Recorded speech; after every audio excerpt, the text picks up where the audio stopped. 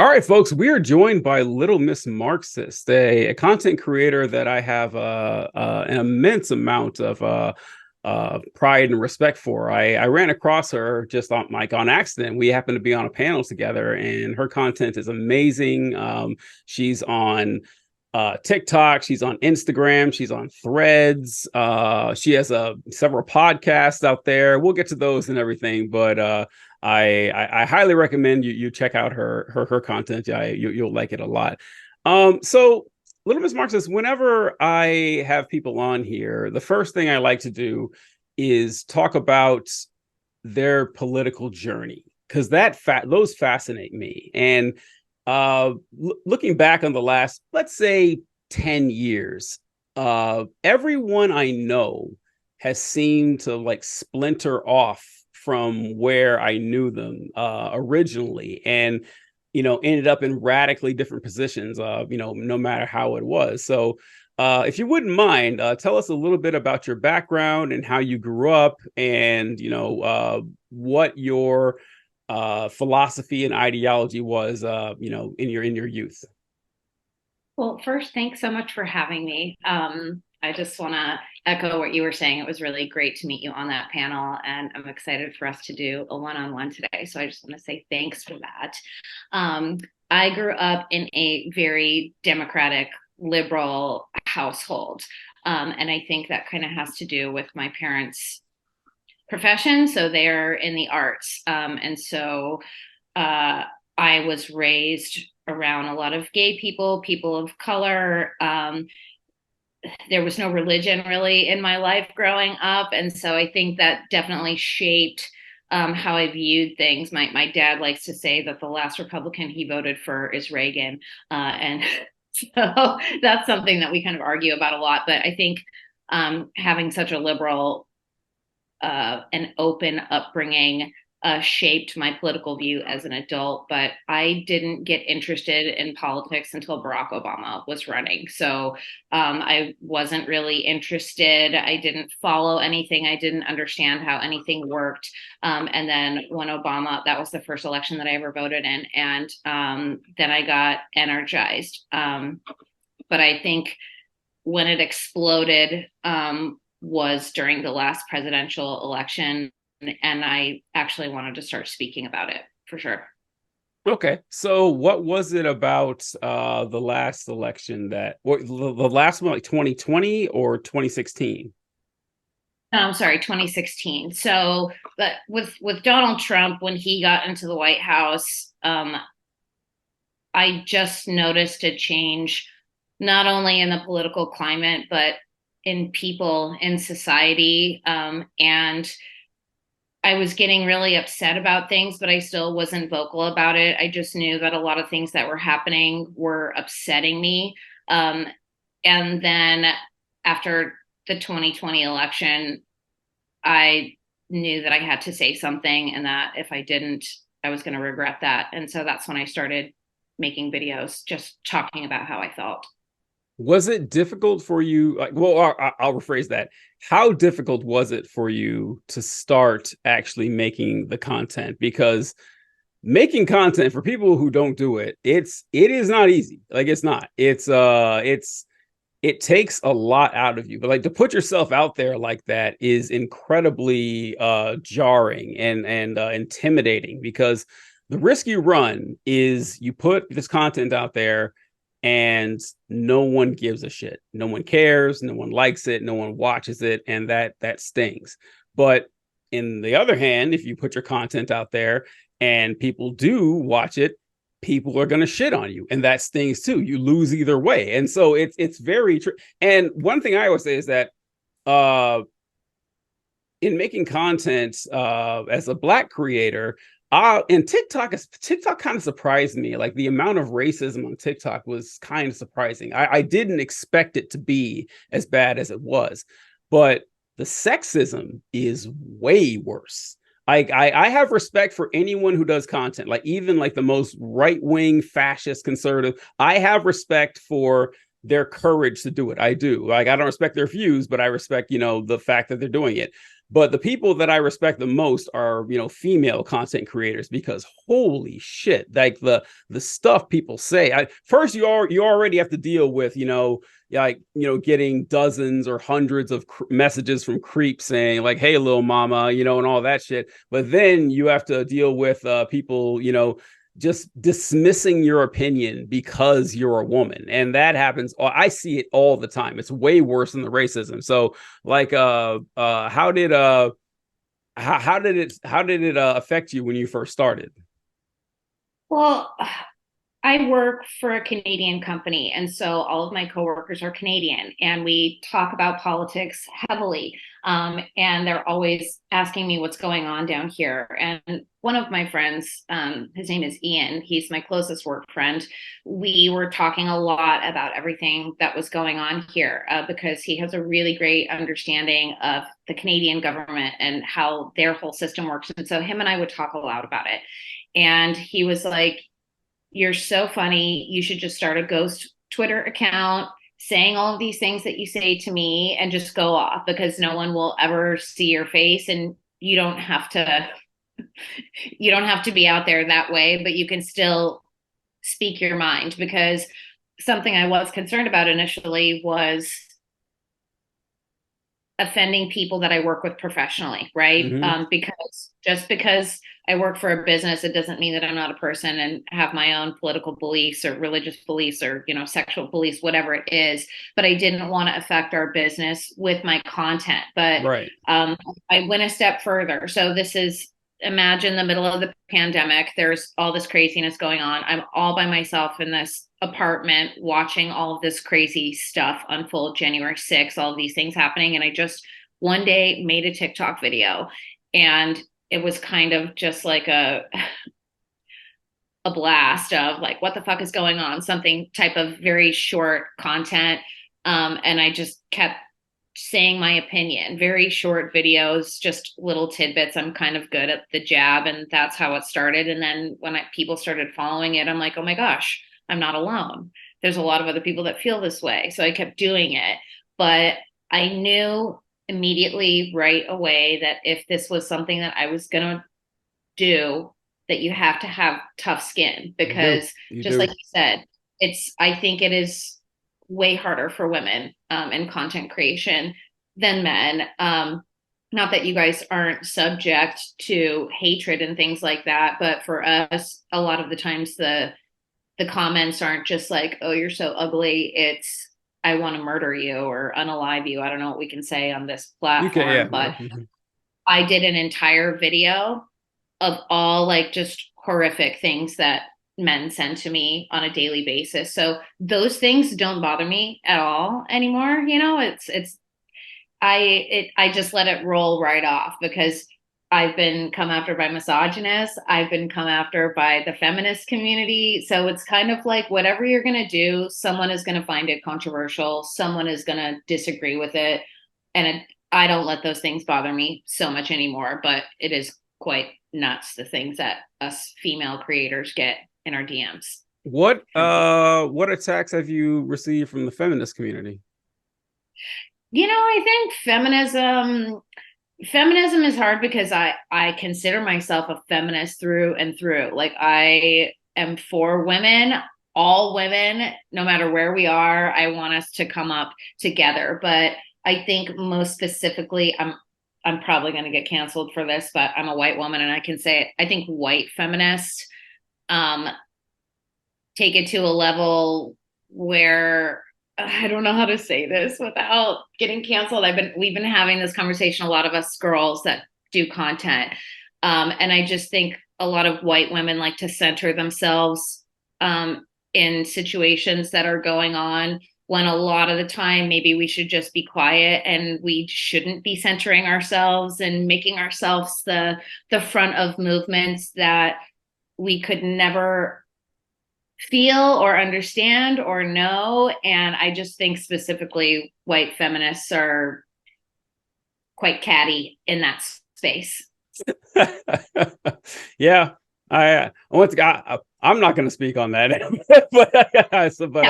but I understand, because yeah, like the left on left violence thing, it happens all the time. Like we're really good at it. And it's it's like the old expression that, can what does it go? Leftists fall in love and conservatives fall in line.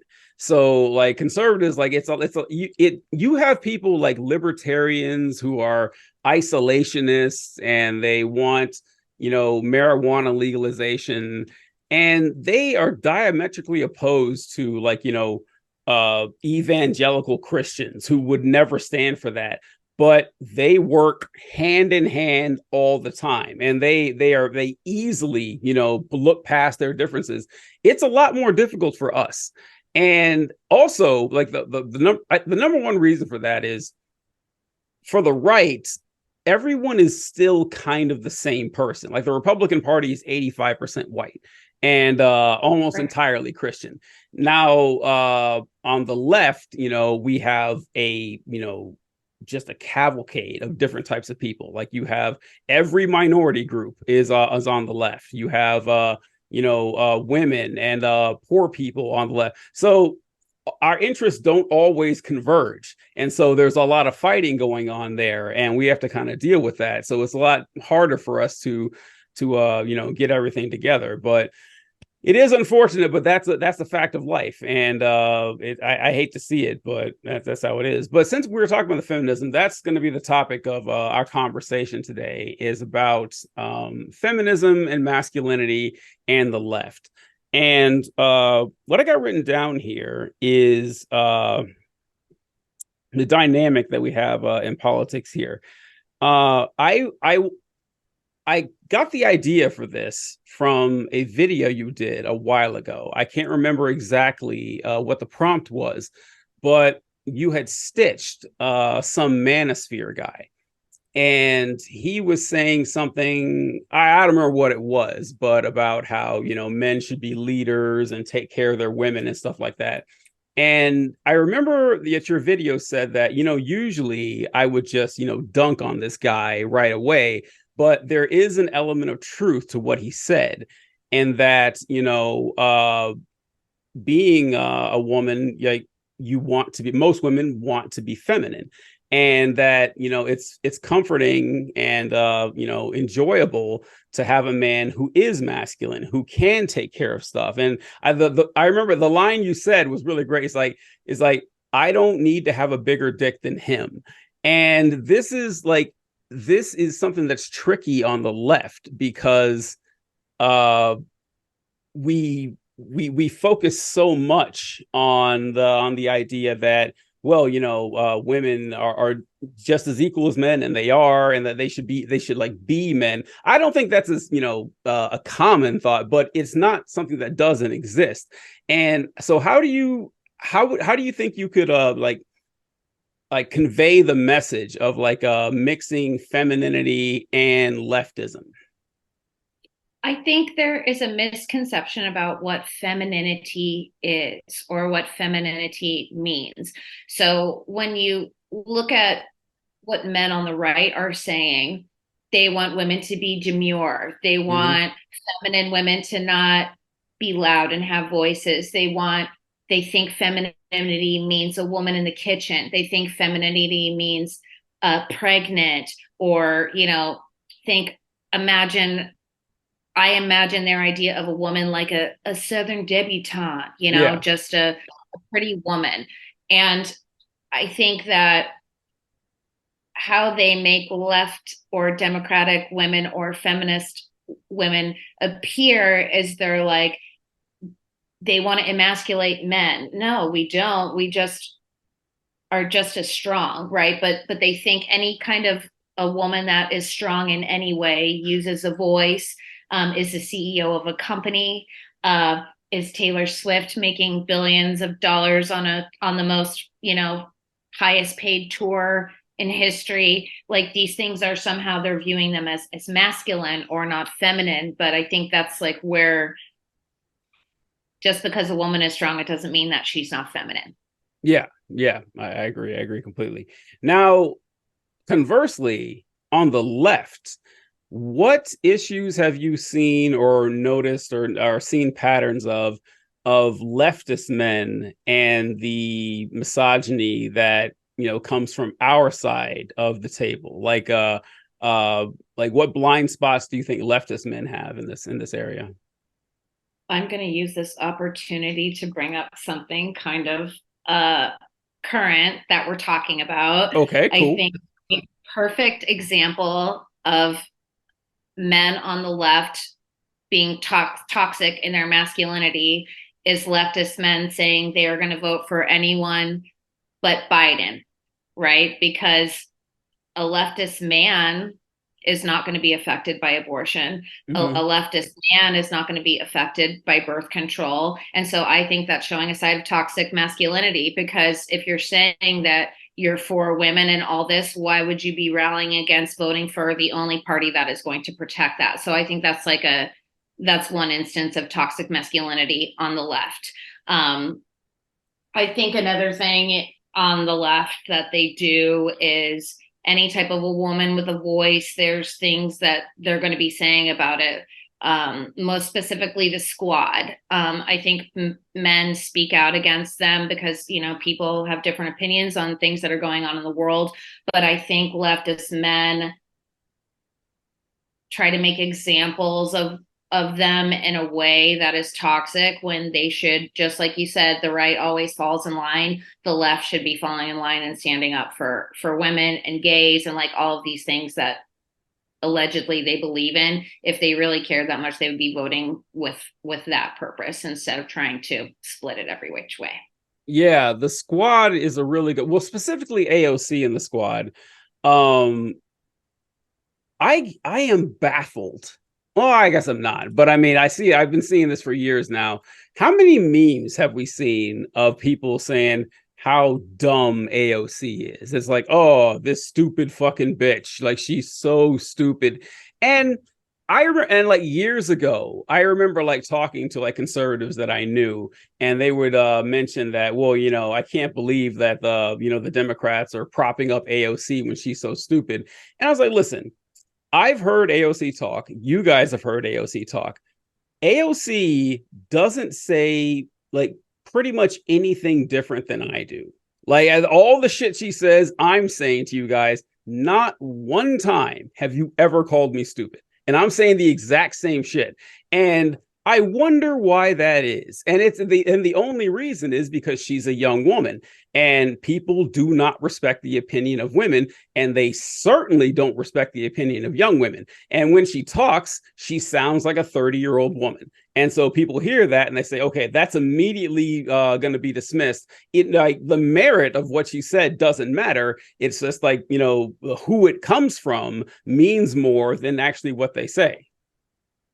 She is like a quadruple threat. She is intelligent and she's educated. She's a pit bull, meaning she is not afraid to go in there and chew some asses, right? And she's right about everything. Her facts are in line. She's also stunningly beautiful, right? So she is encapsulated everything that the right hates in women. So she's this massive threat. And I honestly can't wait until she runs for president. And if you're listening, I will work on your campaign, because we need more of that, right? So I'm gonna use this opportunity too to talk about Kamala Harris. So a lot of people are saying, what is she doing? What is she doing? First of all, I don't think they have given her a platform to come out and say anything. I think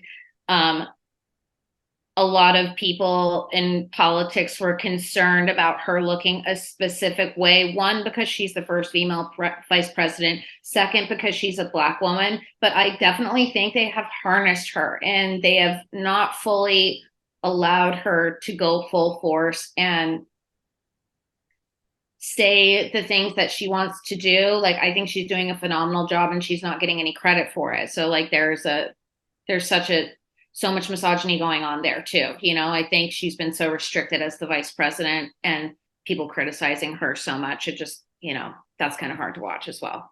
So I'm gonna have a agree and a disagree here with what you said on that. And it's that, so with AOC, you mentioned the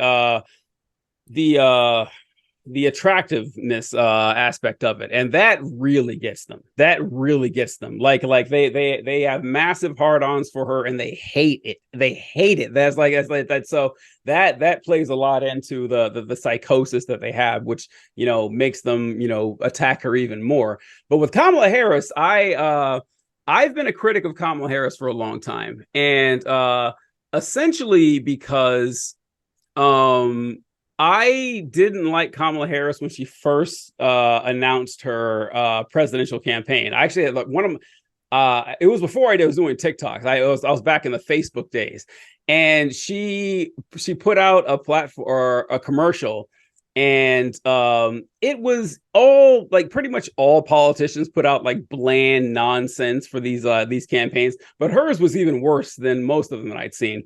And then she didn't win anything in the primaries. Like she dropped out before any votes happened. And so she was picked as vice president.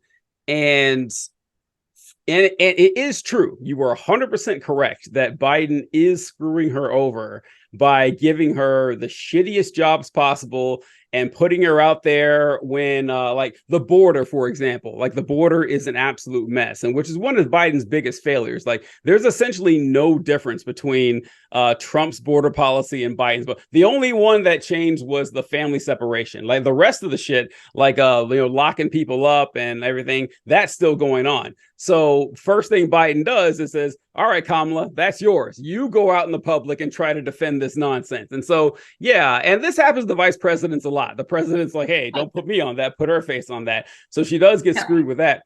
But the my critique is that whenever she does have the opportunity to speak and like just give the position of the administration, I don't think she's a good communicator. Like I mean, just the way that she presents herself doesn't exude confidence, and it doesn't exude like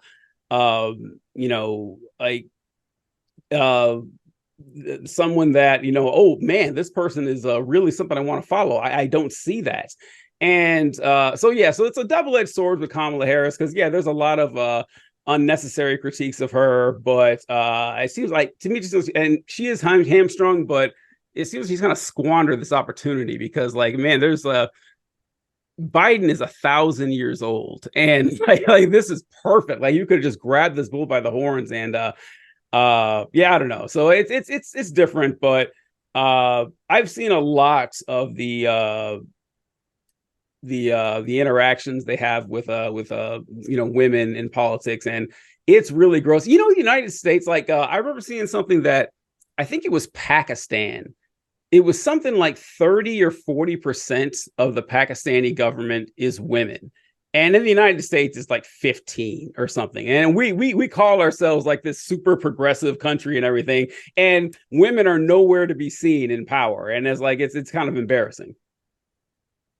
It's more than embarrassing, but I think those days are coming close to an end. And that's why we're seeing all of these men freak out so hard and try and bring down the hammer and take away our rights for Roe and this and that, because they know pretty soon that the day of the man is over. Yeah. Not that I'm some neo-feminist, but I'm saying women have never had a place almost anywhere, and those days are coming to an end. I think, you can just look at the things that have been trending this year, look at Barbie, I know some people are not happy about this, but Taylor Swift, you know what I mean? Things are definitely changing, and I can't wait until we're seeing multiple women running for the presidency, because that will happen. That will happen for sure. What you mentioned about the social dynamic and how men are feeling more and more insecure and feeling more and more out of power, and it's very threatening to them. This is a very real thing, and there's a lot contributing to that. And one thing that I always say, like, this isn't about politics necessarily, but it's about interpersonal relationships, is that the red pill manosphere guys, they're always talking about how, women are unreasonable, female nature is bad, and, all that stuff. And in a way, it's not entirely their fault.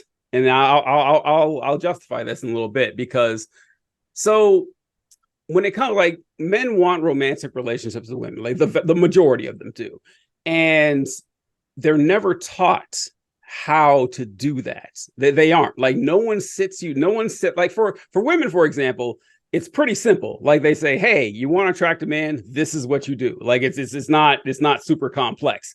But for men, there's no, like, class for that, or there's no, like, easy way to communicate that.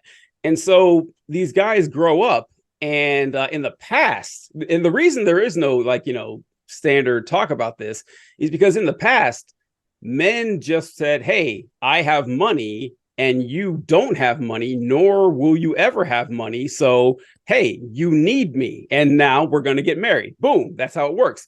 But now women are going to school more. They're getting higher education more. They're getting higher paying jobs. And now women do not need men. They don't need them. And so men have grown up thinking, okay, I'm going to get a high paying job, or I'm going to have a lot of status, and then I'll find a girl who needs me, and then I'll take her as my significant other. But that's not the dynamic anymore. Now men have to focus on being wanted, and they don't know how. They have no clue. I just say it, for example, because, like, I was that way. I had no idea. Growing up, I had no idea how to attract women, none whatsoever. And so when you're a young man, like, and media doesn't help either, because media portrays it as, well, you know what you should do? You should be really nice, and you should dress well, and be ingratiating and obsequious, and women will like you. That's not how it works. Like, that's not how it works at all. And so, and it's doubled, because that is how men view attraction for women. That, so, like, it's like, for a guy, it's like, well, for me to like a girl, if she presents herself well, if she's pretty, and she has a happy disposition, that's it, I'm in. And they think if I do the same thing, it's going to work, and it fucking doesn't. So they talk to their female friends, and they say, well, hey, you're a great guy, you should the girls will be all over you. I mean, not me, but the girls will be all over you. And you're like, okay, well, what's going on? And then you hear women say that, oh man, every guy I'm with is a total asshole. He's a jerk, and he's mean and cruel. And you're like, oh, I'm sorry about that. And then the next guy they date is also mean and cruel. And you're like, okay, so why am I trying this being nice thing when being mean and cruel actually works? Like, I'm seeing it with my own eyes. And so guys grow up thinking this way, and it just diverts their entire thought process on how women are, because no one tells them what the actual truth is. So the resentment, grows higher and higher, and it's only going to get worse, because while women are going to school more, and women are starting to earn more money, and women are becoming independent, men are going to school less, and they're making less money, and they're becoming, more addicted to drugs, and more, susceptible to suicide. And I think one day, I think eventually we'll break out of it, but it's going to be a cycle that's going to happen for a while. I think I want to touch on something you said. You said in the very beginning of that bit about how most men want to be in relationships, but I think it's more, men want the benefits of relationships, but they don't want to participate in them, because that's where a lot of the breakdown is with men and women. So just like you were saying, we couldn't have bank accounts. We couldn't purchase cars. We couldn't have jobs. Like, we couldn't vote. There was so many things that we couldn't do, that to make sure that you survived in life, you married a dude and, like, you had a kid. Yep. So back then in the 50s, 60s, when women were starting to get more rights and all of those women's rights movements first started, the suicide rate of housewives was, like, skyrocketed. And there was hundreds of thousands of women in mental institutions, right? So we're seeing the flip there. But I think men have a hard time having any kind of relationships. And I think one of the entire reasons why society across the world is crumbling is because men don't know how to communicate with women. Right. So we were property. Why do you think cars and boats are named after women? Because men see those objects as things that they own. And so that's why they named them after a woman. So we were things to have sex with, you know, we were things to make them dinner and iron their shirts and stuff. And those days are over. And so I think what we're watching is men, you know, clamoring to figure out how this is going on and how Taylor Swift must be so evil. But it's because men have been in charge forever, since the beginning of time. All of the problems in the world, all of the wars, everything is going on is because it's on a man's watch, right? You know, like they've never given women an opportunity to lead at anything. You saw what happened when Hillary Clinton ran for president, and all of the things that they said about her and all the things that they did, all the things that they say about AOC. And it's really just because they are terrified of us being equal to them. And when you look at the breakdown of relationships between men and women, men have been praised forever. They were never taught that they had to be nice. They were never taught that they had to care about our fucking feelings. They were never taught that it's the most simple thing, like maybe cleaning up after yourself, or maybe just bringing her home her favorite coffee unprompted. Men don't have to do anything. Society as a whole caters to them. And so now that it isn't for the first time, my reproductive rights are gone, right? So it's like, I think it's not that men want to be in relationships. They want the benefits of relationships, because if they did want to be in relationships, we would see a much more productive society. We would see much more women wanting to get married and have families with them. We don't, because they're awful. But it's not all of their fault. It's just because they've been brought up to be superior their entire life. So now we're going to have to completely unlearn all of that. But that's why I'm really thankful for Gen Z and then like the younger ones, because the younger generations seem to be so much more accepting and empathetic and emotion driven, whereas like we were talking about before we got in this call, men are taught that they are not to have emotions, that they're not to feel anything, when if they did, they would probably be a lot more attractive to us. Like, no, I don't want some sniveling guy crying to me all the time or wanting to talk. That's not what we mean when we're looking for emotions or emotional support from men. Yeah. Yeah, well, you were mentioning about how women don't want, oh, hold on, what was I going to say here? About women in being in positions of leadership. This is something that's really fascinating, because men really seem to enjoy mentioning the fact that, well, you know, girls mature faster than boys, and it's always like a sexual thing, and so like, you know, so we can fuck them earlier, you know, but they mature faster than boys, but for some reason they never say, like, that statement is never followed with, well, since they mature faster, then we should probably put them in leadership roles. That never happens. Like, it's always, yeah, for some reason they never mention that. It's pretty funny. And you're talking with men and how they're going to, you know, deal with this new paradigm. And it's because it's like, right, this because the way we're brought up. It's the way we're brought up in society, and men don't, since things have changed, men don't know what it means to be a man anymore.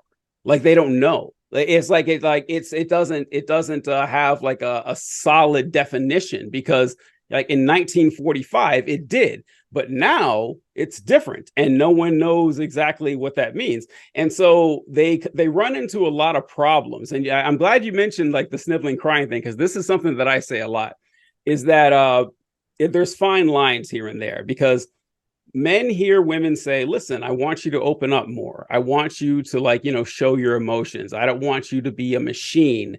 And in men's minds, I know, because I am one, what we think is exactly what you said. And it's like, well, listen, like I am positive that like the most feminist woman on earth, if I talked to her and I said, okay, if you were in a relationship with a man, like, would you be okay if he cried a lot more than you? And it's like, no, probably not. I mean, probably not. Like maybe, but probably not. That's not something that they're looking for. But men can't understand. And you know what's weird about this is that it's culturally based too, because in the United States, at least, if a girl falls off a bike, her parents are like, oh, sweetie, it's okay. They coddle her and everything. A boy falls off a bike and cries. It's like, shut it up. Stop crying. What's wrong with you? What are you, a girl? And so you learn at like 5 years old, okay, crying is bad. And so men hold back crying as much as they can.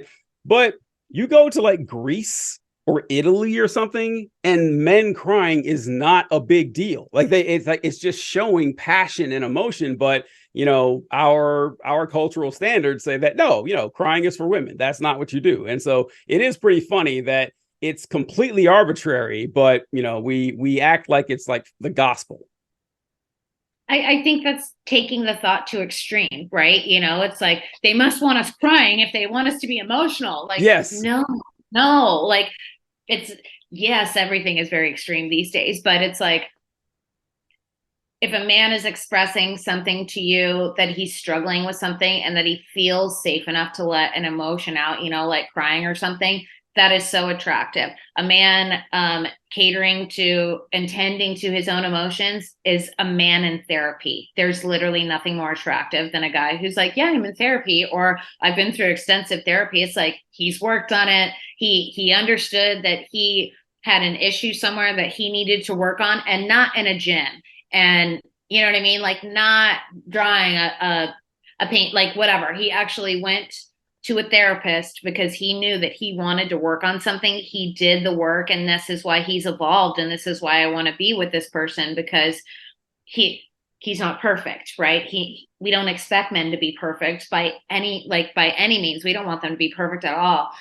We just want them to look inwards, because relationships, they take a lot of work. But men who are typically very non-communicative, women speak like 1,000 more words a day than men do. We think faster, we emote, we, describe. Men are much different. But I think what we're just looking for is someone who's open to doing the work and able to hold space for us and make it safe for us to be emotional and not be looked at like, well, this crazy bitch is all upset. No, how about look at, oh, well, I was 2 hours late and she cooked dinner and she did all of these things. Like, what is my part in this? Why she's being upset and crazy, right? Like, I feel like a lot of things are actions that cause reactions, and we just love men to like work on that shit a little bit more, Yeah. What bothers me about that whole situation is this is a critique I have of conservatives in general, but we can focus on the gender dynamics here specifically, is that men like to pretend that they're not misogynist, and that drives me insane. Because 100%. it drives me insane. And so a year and a half ago, I was working out in the gym, and I was doing some like military presses or whatever. And as I was doing it, I felt like this weird pop in the back of my neck. And I was like, oh, that was weird. It felt odd and everything, but I kept going. That night, like my neck was on fire. My left arm was completely numb. It was horrifying. And so I went to the doctor to find out what's going on, and it turned out I had a herniated disc in my spine. So there wasn't much they could do for me. Like I couldn't move my arm, like I could barely move my head, and I had to do physical therapy for a long time. Like the pain still hasn't gone away. Like it's still there after all this time. But I remember going to the physical therapist, and she gave me this list of exercises to do and to, help, alleviate the pain and help heal it. And one of the exercises involved me like getting on all fours and like sinking my chest down and like popping my ass back into the air. And as I was doing it, I was like, man, why? It's like, this is something a chick would do. And I didn't like it. But I thought about it more. It's like, it wasn't just that I was thinking, oh, this is something that women do, so I shouldn't do it. It was worse than that. It was thinking I'm lowering myself to doing something that women do. And it really hit home, and it hit home with me. It's like, oh man, like that is, misogynistic as hell. And having to deal with that is the mark of someone who's actually working, and which bothers me about conservatives, because they pretend that these biases aren't there, and because they are, and they're there for sexism, they're there for racism, they're there for ethnocentrism, and that yeah, we do think for example, like with clothing, it's okay for women to wear pants. Men are not going to wear dresses. No, I'm not going to do that. Like, that's beneath me. And that's really what it comes down to. And what bothers me is when people pretend these biases don't exist. And they're like, oh, no, I don't feel. And then another example I give is like, so like if I'm on an airplane and I sit down, I'm ready to take off flight, and the captain comes on the radio and it's a woman, my first thought is like, whoa, does she know what she's doing? And that's fucked up, and a lot of women would probably think that too. And now it's insane. There's no reason to think that a woman can't fly a plane, but when you think of a pilot, you think of a 50-year-old white guy. And so you hear a 32-year-old woman up there, you're like, am I going to be safe? And like, this permeates all of society, like men and women. And it just drives me nuts when people are like, I don't see gender, I don't see color. Yes, the fuck you do. And even if, let's say you don't, let's say if by some miracle you don't, everyone else does. And if you just ignore that facet of society, we're never going to solve this problem. Yeah, it's the same thing like how Republicans are always talking about pronouns, about their pronouns are USA and their pronouns are patriot and this and that. But if you call a Republican man she, they know really quickly what a pronoun is. If you call a Republican not by their pronouns, they will correct you. And it's like, then you do understand. You do get it, because you don't want to be called she because you're a he, right? But it's just the hypocrisy of it all, society. It's also funny too, like with that, because they always like, it's so weird that they're so focused on this shit, because they're like, well, listen, there are men and there are women and that's it. There's no lines in there. And they're the exact same people who will jump at like some 98-pound green haired dude is like, you're not a real man. Okay, wait, I thought that he was a man. Like you just said that there's only a binary here. Like, so they don't it's obnoxious, and they just, I don't know, boils down to the fact they hate trans people, and so they take any opportunity to shit on them, but it's obnoxious to watch. Which, when, we talked earlier about basically the left cannibalizing each other, people of color, LGBTQIA community, and women, there is way more of us than all of them. And if everybody could just get on the same page and get a super majorities, the presidency, way more than enough seats in the Senate, way more enough seats in Congress, then we could pass all of this legislation that we want passed. Because when you look at the left, at the end of the day, we all want the same things. We want gun reform, we want climate action, we want women's reproductive rights, and we want to talk about like education and healthcare, right? And everyone's fighting with each other right now, when I truly believe that most of us on the left want all of those things. But unless we all vote together, we're not going to be able to have any of them, or worse, we're going to go straight into authoritarianism. And those people that are, rallying against, they're going to vote third party and they're going to do this and they're going to sit this election out. I don't think they're fully aware that they will be the second and third ones that they come from, because Republicans have made it clear they're coming for all of us that are different from white Christian national. We're the target. So if everybody could just come together and play chess instead of stomping their feet and wanting what they wanted right now, we could get all of this stuff done. Yeah, it's true. It's true.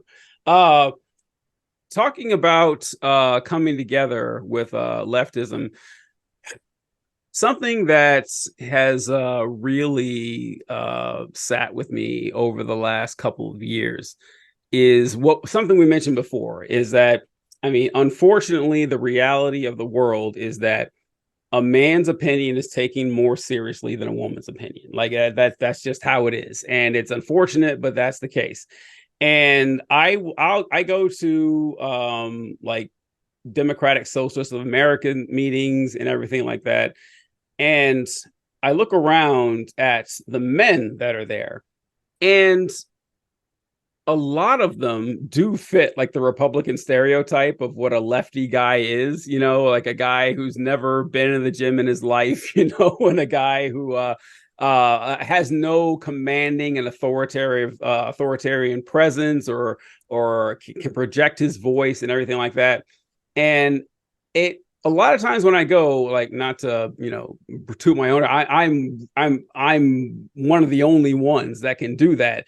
And it really saddens me that leftist men uh, aren't at the forefront of this, because it is important. Like, it's important for us to do that.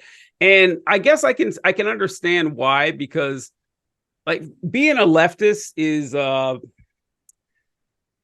if you're a leftist, it's more likely than not that you've been beaten down and downtrodden in life, and you know that, you know, things are. But if you're someone who was born on third base and you have like this charismatic personality and you're smart and everything, yeah, you're not too concerned with the plight of the lower class or anything like that. And uh that fits a lot of men. And so I wish that we had more men willing to stand out there and say, hey, listen, you know, most leftist men are just regular fucking dudes. Like that's how it is. But I'm trying my best to change that perception that leftist men are, you know, like somehow less than, you know, authoritarian right-wing men.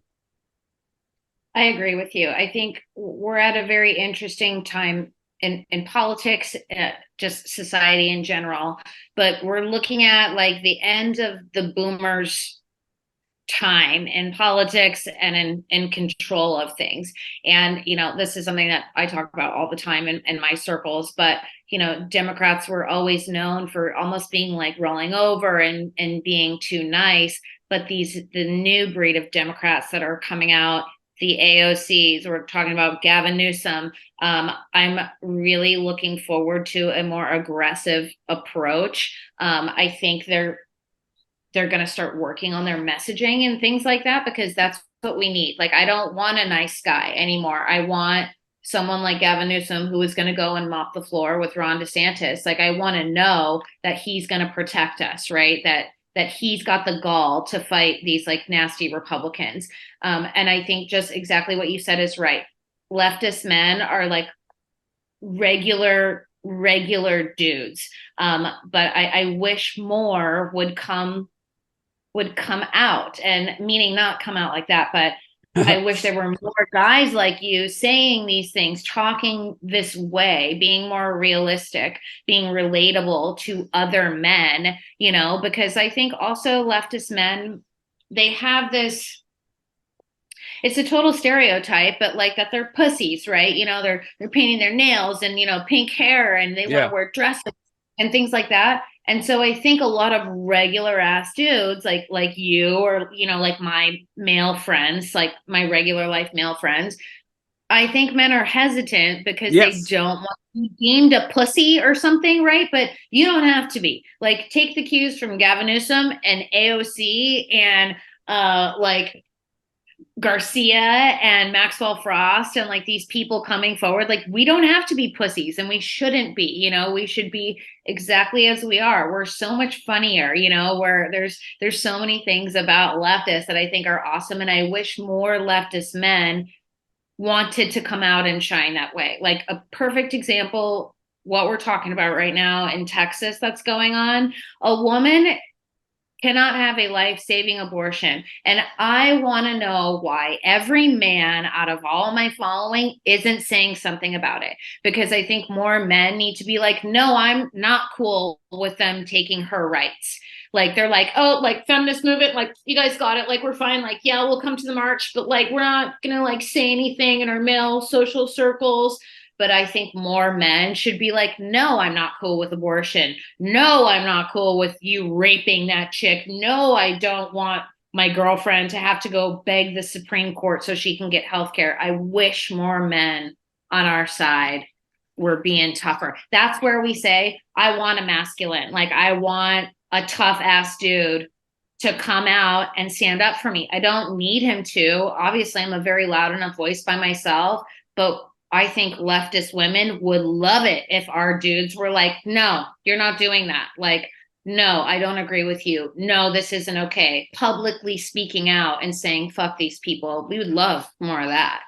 I just Yeah. don't know how they feel safe enough to do that because, yeah, that's got to be hard. Like locker room talk and shit. Nobody wants to be that guy, but it's just not saying anything. It's not helping anything at all. It's saying it's being complicit with it.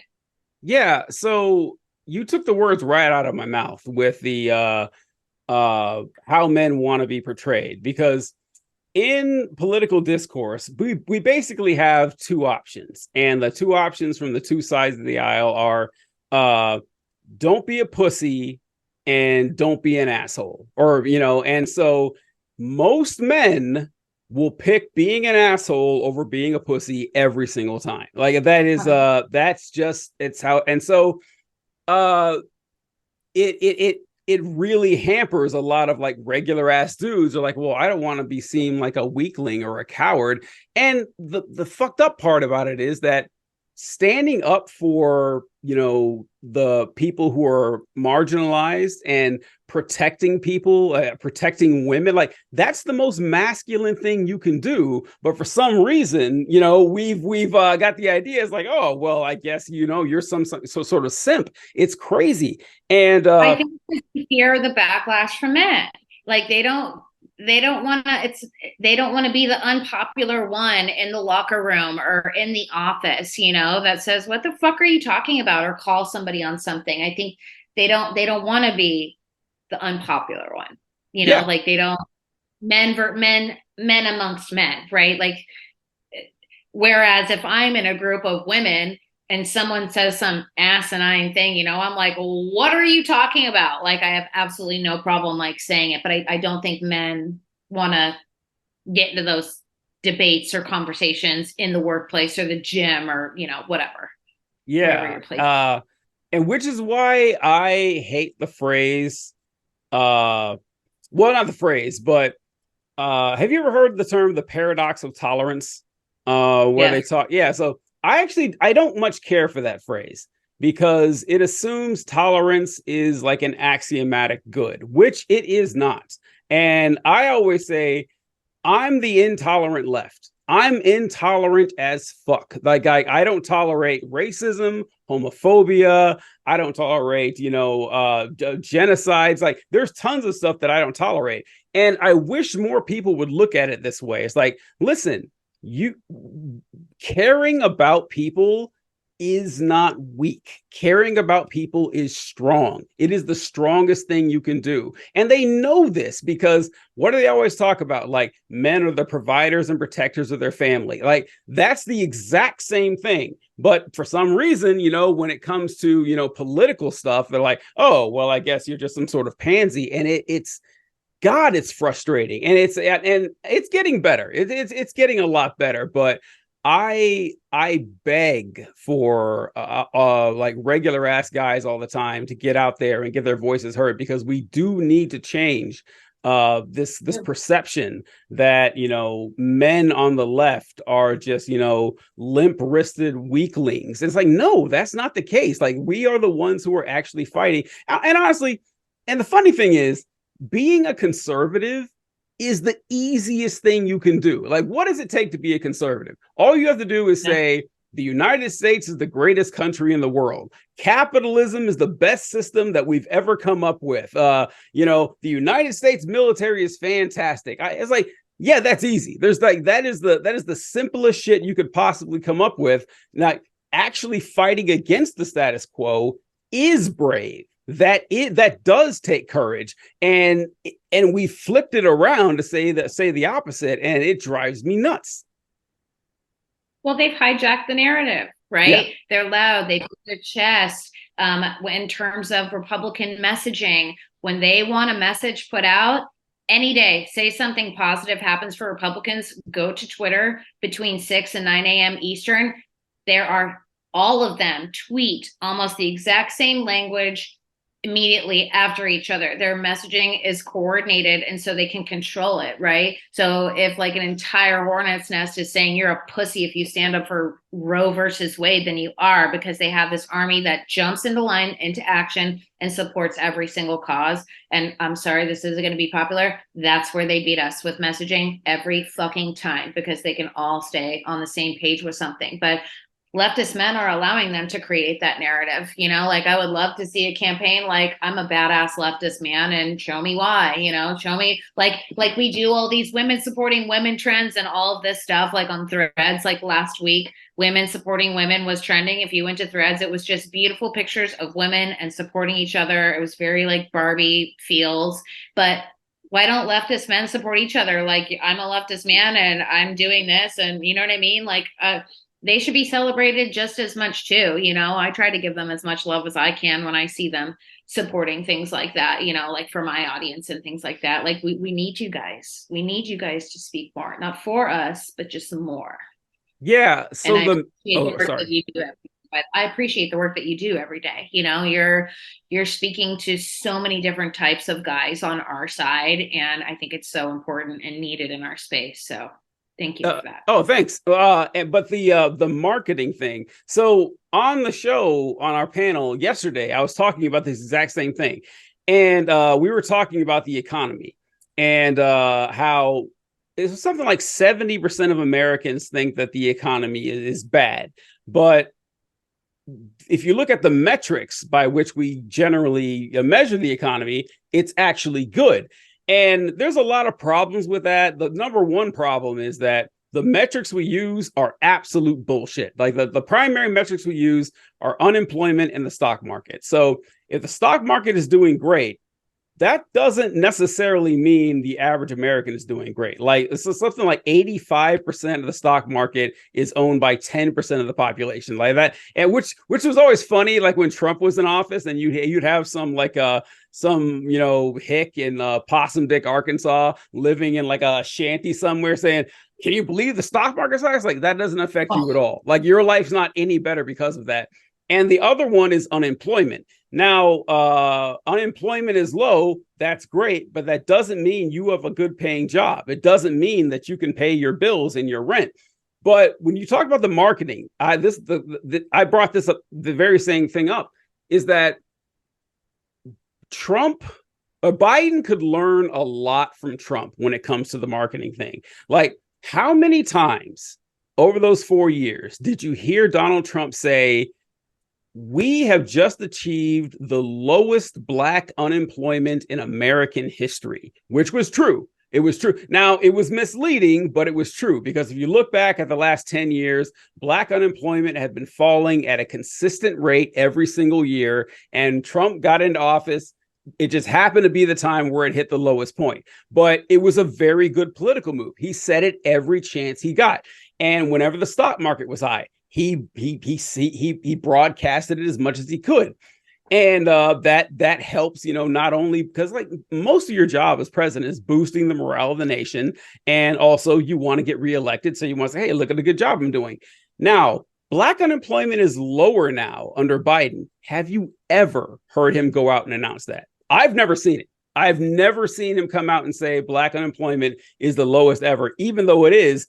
And like, if you just market like that, you could actually help your campaign and help, raise the population. Now, of course, that is still the issues are like the economy still has a lot of problems, but messaging and like, putting yourself out there as like, yeah, I'm bold, I'm strong, this is what I'm doing, helps you out a ton.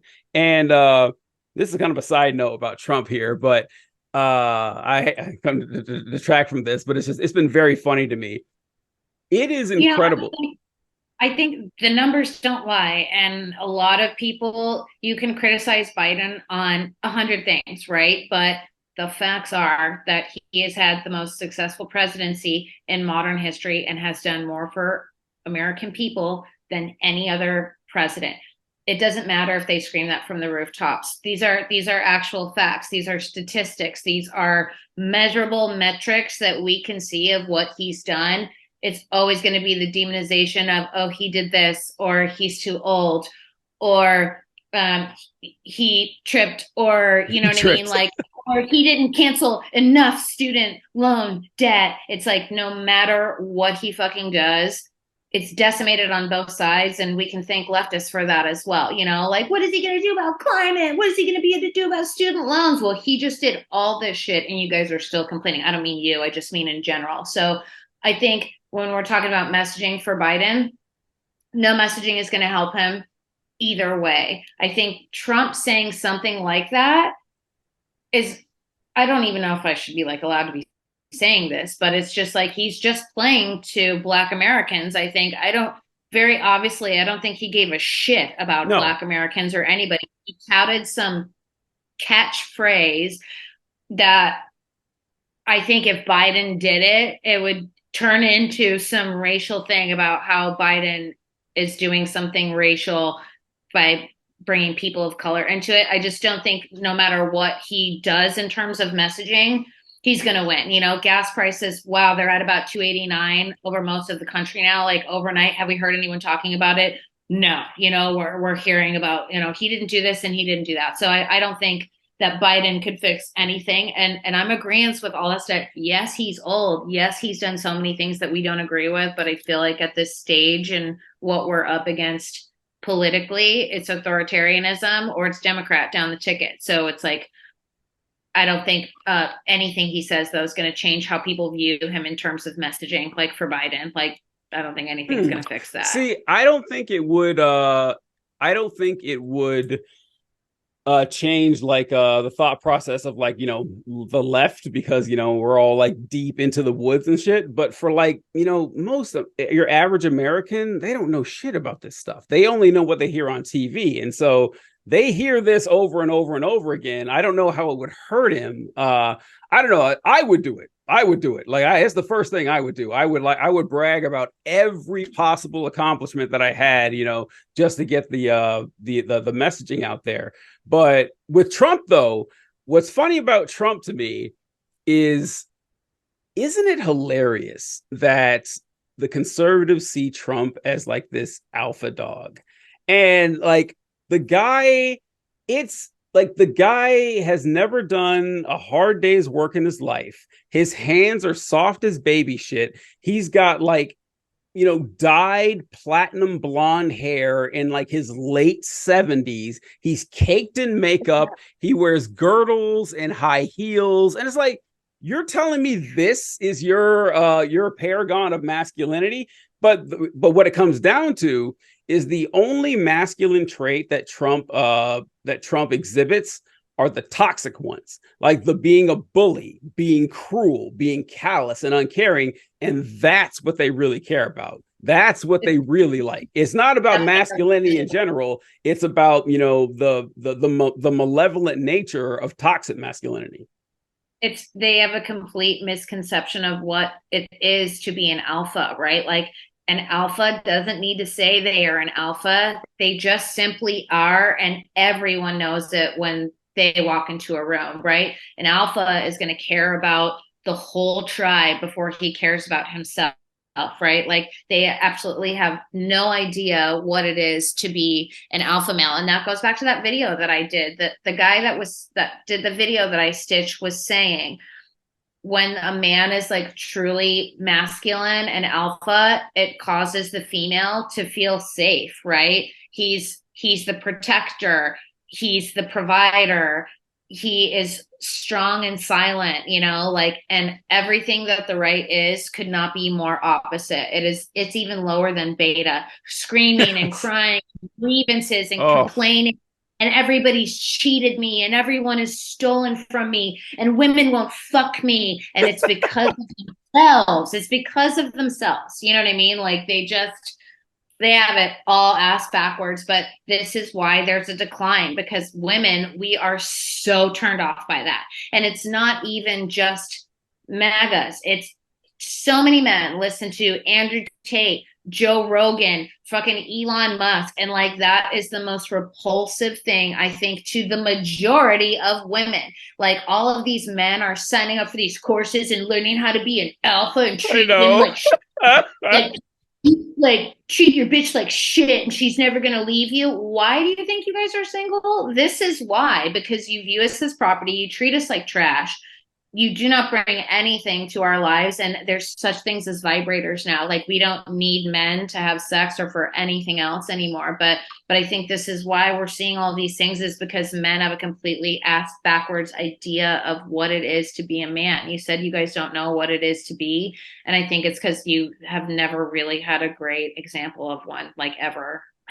Like, Yeah. ever. And well, I mean, we had examples, but the examples fit the paradigm of the time. And the paradigm of the time was basically a guy with a lot of money. That's really what it came down to. You have a lot of money and, you know, chicks are going to be throwing themselves at you. And guys still think that. And the best way to debunk this is, I'm glad you mentioned it, Elon Musk. Like, if you ask your average woman, like, Elon Musk is the richest man on planet Earth. Are like, how many women are just thirsting over Elon Musk? Like, none of them. So like, the money isn't what does it. Like, it's like, I don't know. It's like he couldn't be. I'm not even a woman, and I can tell, like, he couldn't be more repulsive. Like, there's no way that women like are just, you know, oh God, I gotta jump Elon Musk's bones. Like, it doesn't matter how much money he has. The kind of person he is an immediate turnoff. Completely insufferable. Like, completely insufferable. No amount of money or trips or anything could make the majority of women want things like that these days. But you have this entire generation of men who, I think a lot of them have daddy issues. I'm being really honest. I think a lot of these men that are caught up in this like alpha thing is because I don't think they had a strong sense of father figure in their home, or how their father treated their mother, or whatever it is, because they're looking to these vile, disgusting men in such an enamorous way. It's actually like really weird, like, to see the simping of these type of men and the thing that alleged straight men, you know, type about them on the internet. But honestly, I think the obsession is because they had a lack of a father, or their dad didn't teach them appropriately. You know, like, I honestly think that's what it is. I don't think it has anything to do with mommy issues. I think they had no male role model, and that's why they think someone like Donald Trump is a god, or some 5'6" guy like Joe Rogan, who had a reality show called Fear Factor, is now this all-knowing man of everything on the internet. And if he drinks his own pee, I should too. And it's just really quite pathetic that men they just are looking for some kind of sense of, they have no sense of self, that they're trying to recreate the personalities of these men that most women despise. It's not shocking why the birth rate is dropping. You know, when smart men would be like, you know what, chicks hate all of us, maybe I should write a manual on how to be sufferable or something. You know what I mean? Or instead of being so angry about why women don't want to date them, or instead of saying women are too high maintenance, or this or that, it's quite the opposite, right? Because we don't need men to pay for anything anymore, right? Like, we've gotten pretty much equal on jobs and stuff. So men want to say, you know, women are asking for too much, or they're this or that. It should be, how do I rise to meet that so that she wants to be with me? Yeah, that's a fascinating way to look at this, because if you really think about it, when it comes right down to it, men aren't really interested in women. If you really think about it, like, they really aren't, because like, so you got a guy and he's like, okay, I want to get me a smoking hot, girlfriend. But why do you want that? You want it so other men will respect you. Like, that's really like, that's You can so, have the physicality of it, right? But yeah, most of the time, the way down there is through here. The way downstairs is through our mind, is through our heart, is mm-hmm. to get to know us in a certain way so that we want to open ourselves up to men that way. Yeah, and the They guys, want to do the work to do that. yeah, and like the guys don't actually care about the woman. Like they don't. Like it's like, hey, this is like it, like you said, like it's an object to make me look better. And like and which is why, they don't look at them as people. And they look at them as like an accessory to up my status. And the confidence thing you mentioned, this is so all right. So going into personal territory here with me is that this is something that took me a very long time to figure out. And it's why what's the word I want to use? I, it's not that I relate. Oh, it's not that I sympathize a lot with like Manosphere red pill guys, but I relate to it. I understand it because I've been there. And like I was a red pill guy for like 6 months, in my life. And I know, right? It's so like for once again, it comes from the fact that guys don't know what to do. They're told hey, be nice and be sweet and she'll like you, and that's not enough. That's like basic human being shit. That's not going to get you anywhere. And men kind of treat women like video games that you put in the proper input and then you get the result you want. And that's not, no, they're not video game characters. They're people, and you treat them like people. And that's how it works. But so if you grow up like an average guy, like a guy that doesn't have, anything spectacular about him, you you look around and you was like, okay, well, I'm going to be nice and, being cordial and being, obsequious. And I'm having no attraction for women at all. I have plenty of women friends, but none of them want to fuck me. And this goes on for years. And then you see like your friends who are the worst human beings on earth, and they're getting laid left and right. And then a joke I made when I was younger was that I've seen plenty of women break up with guys for being too mean. And I've seen plenty of women break up with guys for being too nice.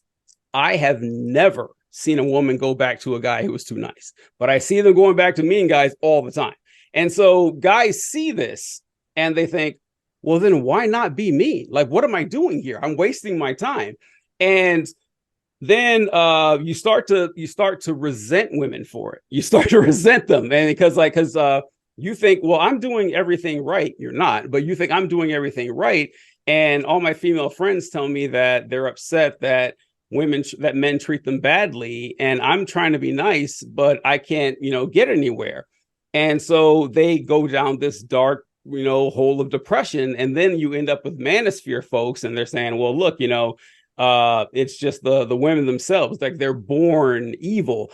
And what they fail to realize is that women are not attracted to jerks. That's how we see it. Like from our point of view, we see it that women are attracted to jerks.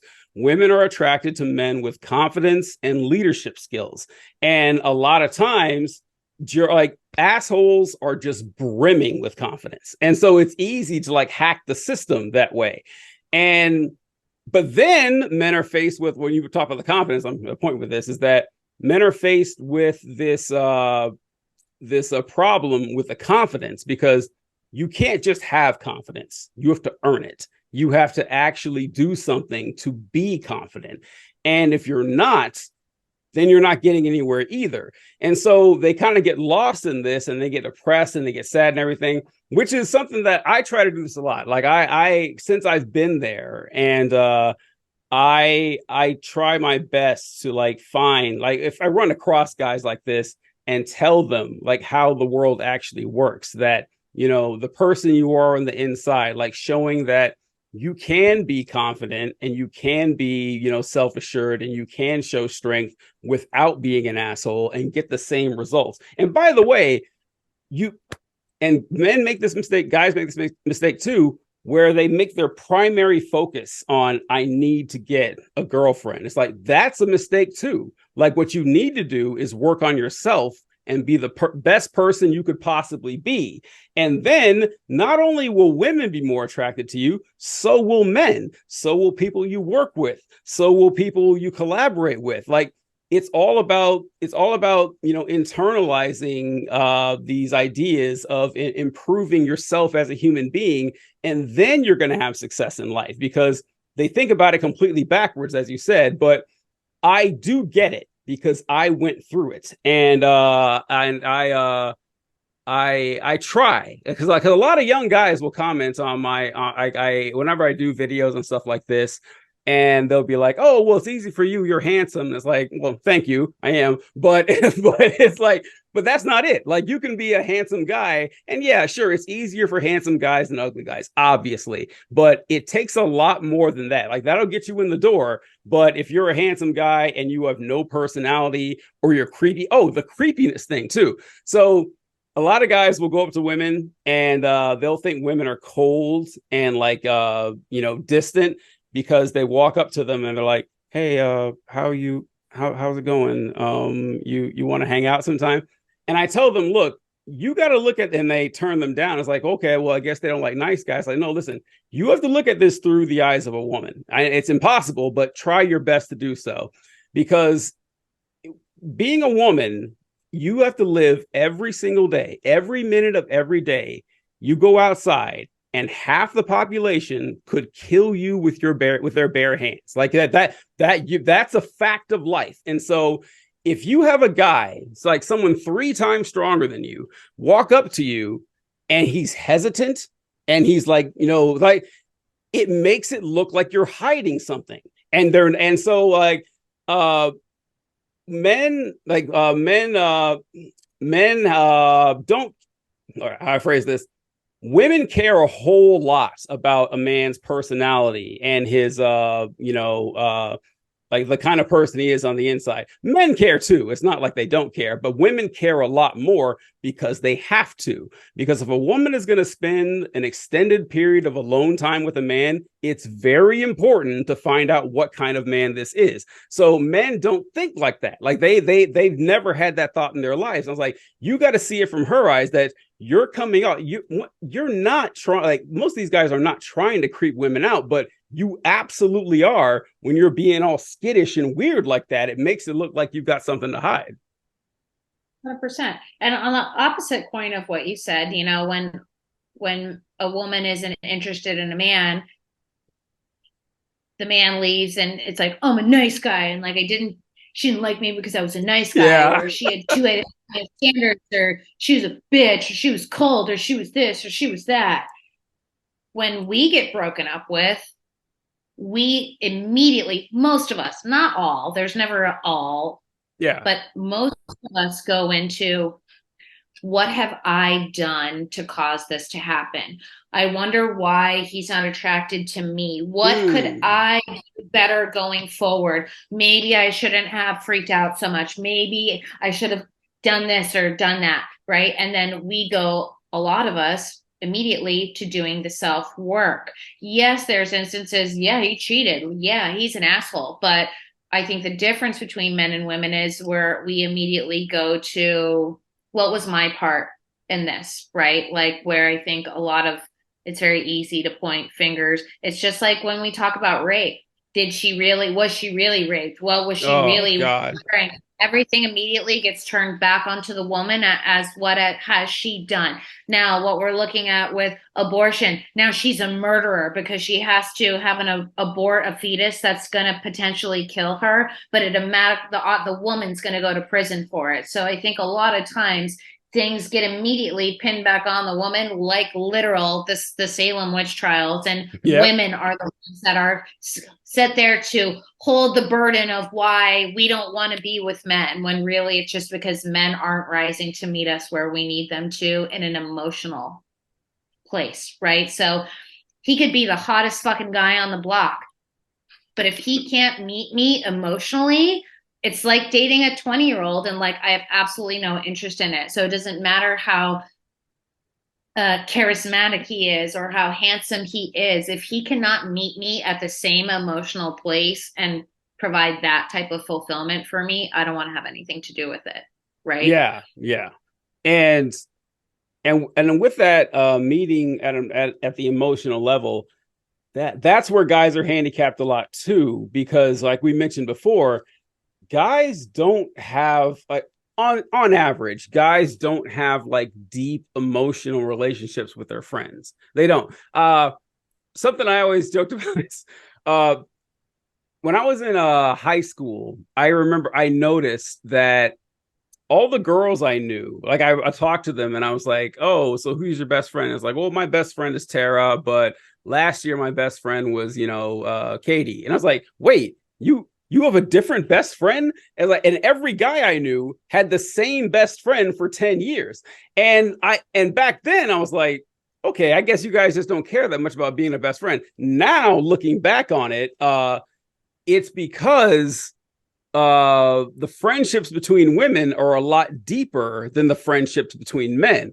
And you share more, you talk more, the bond is a lot closer. So when something goes wrong, it can end. But with guys, it's like, yeah, he's my friend, he's my best friend. I talk to him once a year. And it's like, and that's how it is. And so and once again, this starts back like we were talking about, being young, when boys are just told to conceal your emotions as much as you can.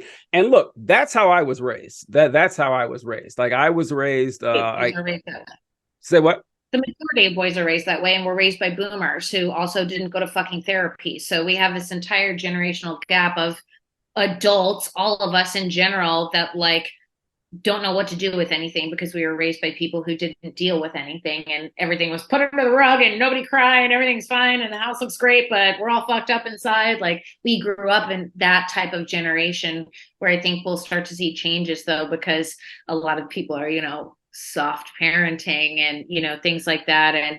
And boys are being encouraged to have feelings and talk about things. And, I think with these younger generations, our generation, and then soon Gen Z having children, I think the coming up will be much better because kids are being raised differently than our generation was. Yeah. I mean, I don't know how parents are, but my parents are boomers. So a lot of us are in our generation, millennials, were pretty emotionally fucked up. And it's just because nobody ever dealt with anything. Yeah. So, yeah. Like therapy. yeah. I struggle with it all the time. Because I feel emotions really deeply, but even to this day, I have a very difficult time expressing them. Like I have a very difficult time expressing them. And I know if I have those troubles, like the majority of men have it way worse. And it's, I don't know, it's unfortunate, but this is the reality that we're living in. And I think it's going to take some time, like you said, and as time goes on and, newer generations rise up, it's going to get better and better. But for the time being, it's just, it's bad. It's just really, really bad. I don't know what to say about that. Like, what are you optimistic for? Like, so like for the future generation, yes, but what about our generation? Because like we're not old. And like, do you think that there's any hope for us to like kind of salvage this? In terms of like relationships between men and women, Yeah.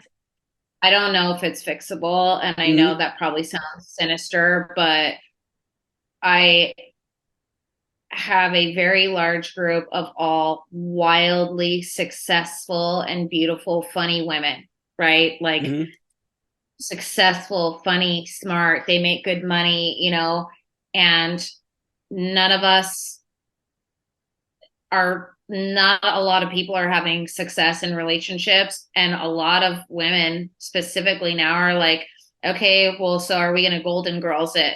You know what I mean? Like, are we all kitchen and buy a proper, and I'm not even joking, we're being dead serious, because we will take care of each other. You know what I mean? Like we don't want to be alone, right? But like men aren't meeting the moment right now. Men aren't lining up to like marry chicks at a at a rate, you know what I mean? Like most men can't even date. That's why none of us want to date right now, you know? So it's like a lot of women, I think, are talking about, okay, how are we going to support each other and take care of each other and protect each other in our later years? Like until I think men start doing the work and actually wanting to be better. No, I don't think it's going to get any better for our generation. That's why there's so many of us that aren't married and aren't having kids. And it's just because there's no communication between men and women.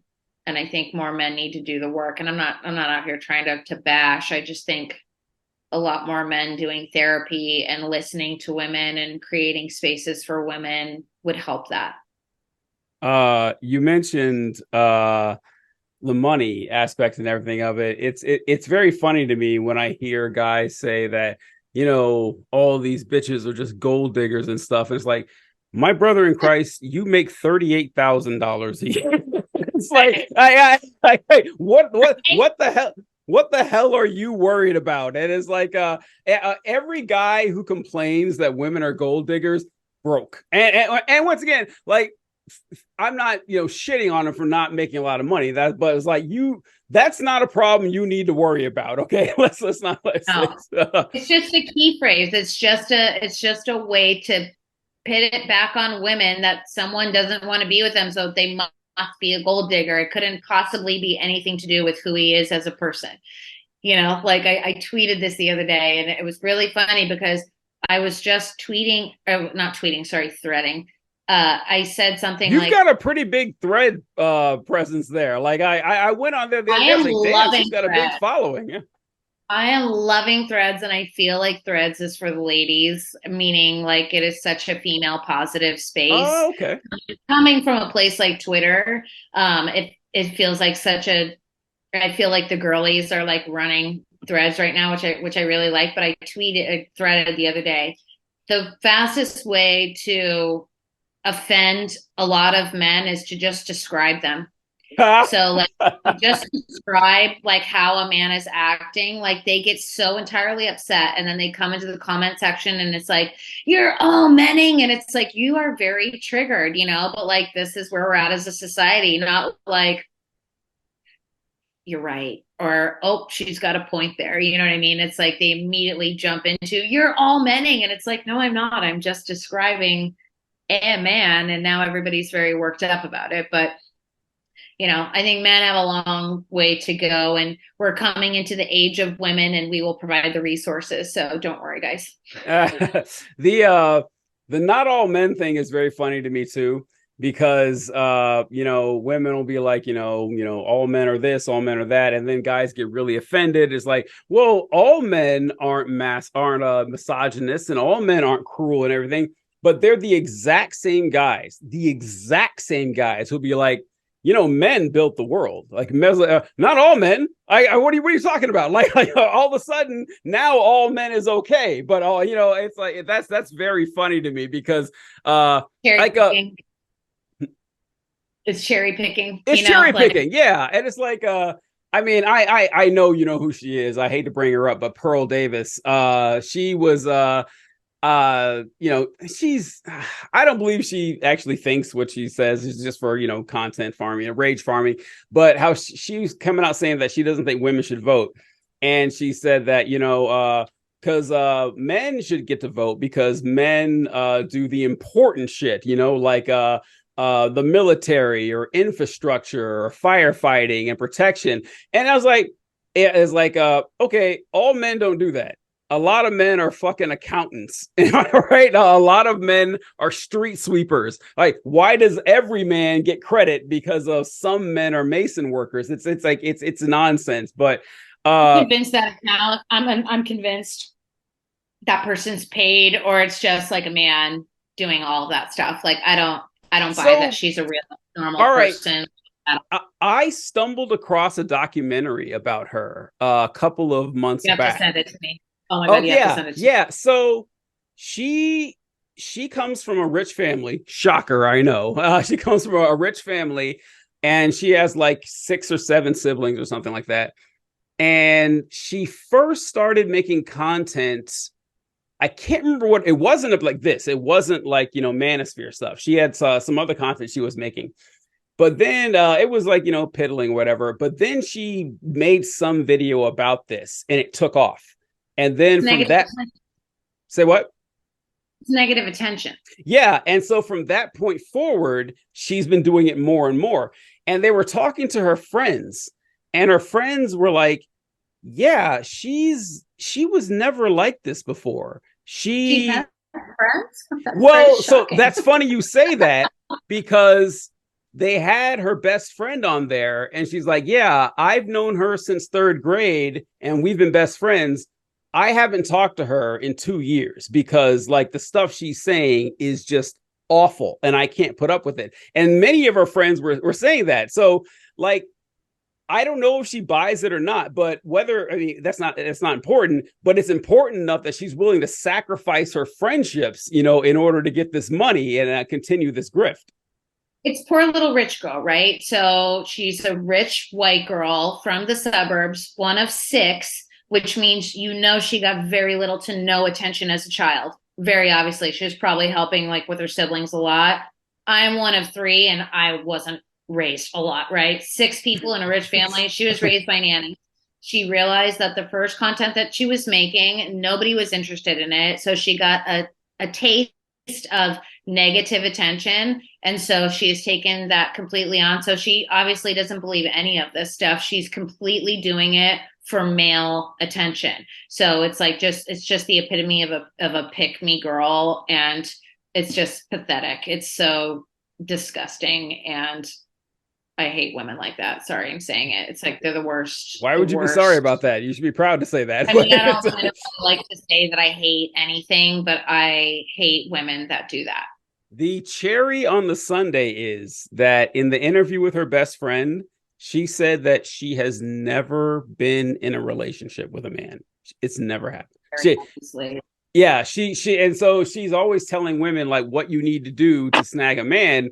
And she's never done it. Like it's never happened to her. And I mean, for obvious reasons, but it was just pretty wild to see that. And yeah, like for some people, like, I don't know, a good night's sleep, there's no check large enough to, rob me of a good night's sleep. And that's just how she goes. And it's perfectly fine with her. You mentioned the therapy thing. So I went to therapy last year. I started going to therapy, and my therapist, my name's Tony, but my therapist was also named Tony. Was that's pretty cool. And so we were talking everything like that. And so I came back home, and my girlfriend would ask, how therapy went, and I would tell her and everything. And about 2 months into it, she goes, I don't think you should have a dude as a therapist. I think you should have a woman. And I was like, why? Like, why would it matter if my therapist was a man or a woman? And she goes, because she's like, I'm just saying that this is my theory, that if you have a man going to therapy with a man, you guys are just going to bro it out the entire time. And, yes. And after I went back a couple of times, she was right. That's what we were doing. We were broing it out. Like we actually weren't getting into like super deep, uncomfortable topics or whatever. I mean, we talked about like psychology and stuff and the concept of it. And, we talked about, Freud and all those folks and everything. Talking about your issues that you need to get better. Yeah. He's not going to make you do the work. He's not going to make you do the stuff where you're going to leave therapy and you're going to be like, fuck, and have to think about it for a full day. But that's the work. Yeah. And so guys are like, we are ill-equipped for stuff like that. We are. And it's not that like we're biologically incapable of it. It's obviously, the society that you're raised in. But I was amazed how poignant her observation was. She's like, yeah, I think you should get a female therapist. And she's right. Like, she's right. It was because guys, we're just not, we are not so made to deal with that. And I don't know. It's just really frustrating to me to see that men are just so we're just so rigid in our thoughts of how the world should work and how we should be perceived, and honestly like just antagonism even against other men. Like every guy is seen as a competitor to us. Like even me, like, listen, I am a pretty chill bro, but I'm admitting whenever I see like a big guy in the street, my first thought is, can I take this guy? Like I think it's the first thing I think. And it's just like that's just how we were raised. And it's like that's not healthy. I don't know, but that's just how we are. It's natural, you know what I mean? Like for men, I think, and for women, every single man we see is a threat and a predator. Like imagine if you walked into a Target and everyone that looked like me was your natural predator and you were just surrounded by us. Wouldn't Yeah. that be a weird feeling as opposed to seeing the one big man on the street Yeah. perspective? Yeah. What I try to tell guys, the example I use, I don't know if I've said it to you before, but is imagine if you walked outside and half the population was Brock Lesnar. Like half the population was like 6'5" and 280 pounds and 4% body fat. And every single one of them want to stick their dick in you. And it's like, all right, now listen, maybe you really would love to have Brock Lesnar's dick in you. You certainly don't want all of them. You certainly don't want all of them, and you have no idea which ones are good and which ones are dangerous. And it's like that, and you got to be around them at night alone and stuff. It's like men can't possibly perceive life through the eyes of a woman. I try my best to, and I know I can't because like the experience is totally different. Yeah. Maybe if they tried to do that, society would progress better. Like if more men really took the time to put themselves in a woman's shoes in all circumstances and applying for a job and walking to their car in a parking lot at night. I think if more men really stopped and thought about what it was like in the female body or from the female mind, maybe then we could have some progression. Yeah. Because like you're thinking about it right now, you know what I mean? We're having this conversation and you're out loud thinking about saying you have no idea what that would feel like, you know what I mean? So if men in the dating world thought more about that, like when they were going to approach a woman, maybe they might like change the approach or something if they really were like, oh yeah, maybe she's afraid of me, or maybe she freaked me out, or like maybe I should be smiling or be less weird, or you know what I mean? Like if they thought about what goes through our mind as that's happening, or like where to do it or when to do it, like in the middle of the street at 7 o'clock at night when she's running or has headphones in, like no, probably not the time, like the whole gym conversation too, like, well, if I say hi to a woman at the gym, she should be polite and say hi back. No, none of us have to fucking be polite, and most of us don't want to talk to anyone at the gym. That's why we wear hats. That's why we're wearing headphones, because we don't want to talk to anybody. Like if we want to talk, we'll open ourselves up and do it. I had this argument with a man online the other day. He's like, women are such bitches at the gym. And I'm like, leave her alone. Is she a bitch, or is she just trying to get her workout in?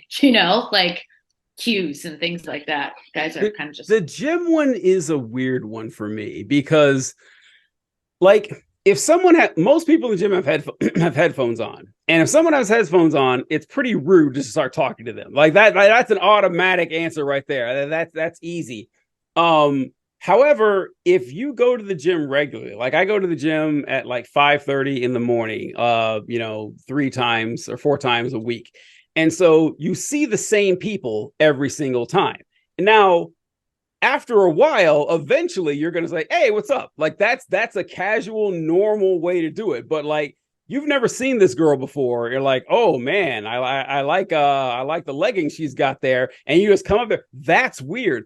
And I don't know why that's so hard to understand. Like, I don't like, it's not tricky. This isn't rocket science, but, Yeah, guys just think that oh well man, she owes me politeness. Like, first of all, no one owes you politeness. Like, man or woman. If you go up to someone and you say hi, sure, they could respond well or they could respond negatively. That's a chance you take when you talk to people. That it's not any different when you talk to women. And I I know I keep harping back on this, but like I had no like success with women at all when I was younger. Like, I was invisible basically. And uh I would oh I would always hear women talk about what they find attractive in a man. I would always ask and everything, and what could I do? Like, how could I help my women friends? And sense of humor was always like in the top three. Oh, like always, like every single time.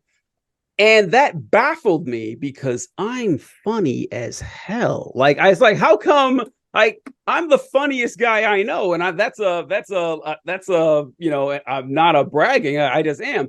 But then I realized that what they meant by funny wasn't what I thought of as funny. Like, to me, funny is like clever wordplay or crafting like a really complex joke. But what they meant by funny is playful, and I was not playful. I was not. I was very serious and very stoic. And so just like miscommunication that way is pretty important. But I did a video the other day talking about how I was obsessed with trying to come up with clever pickup lines and stuff.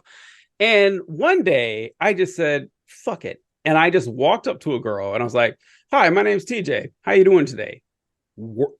Staggering success rate. Like, I couldn't believe it. It's like, that's all it does. Like, that's all it took, this simple shit.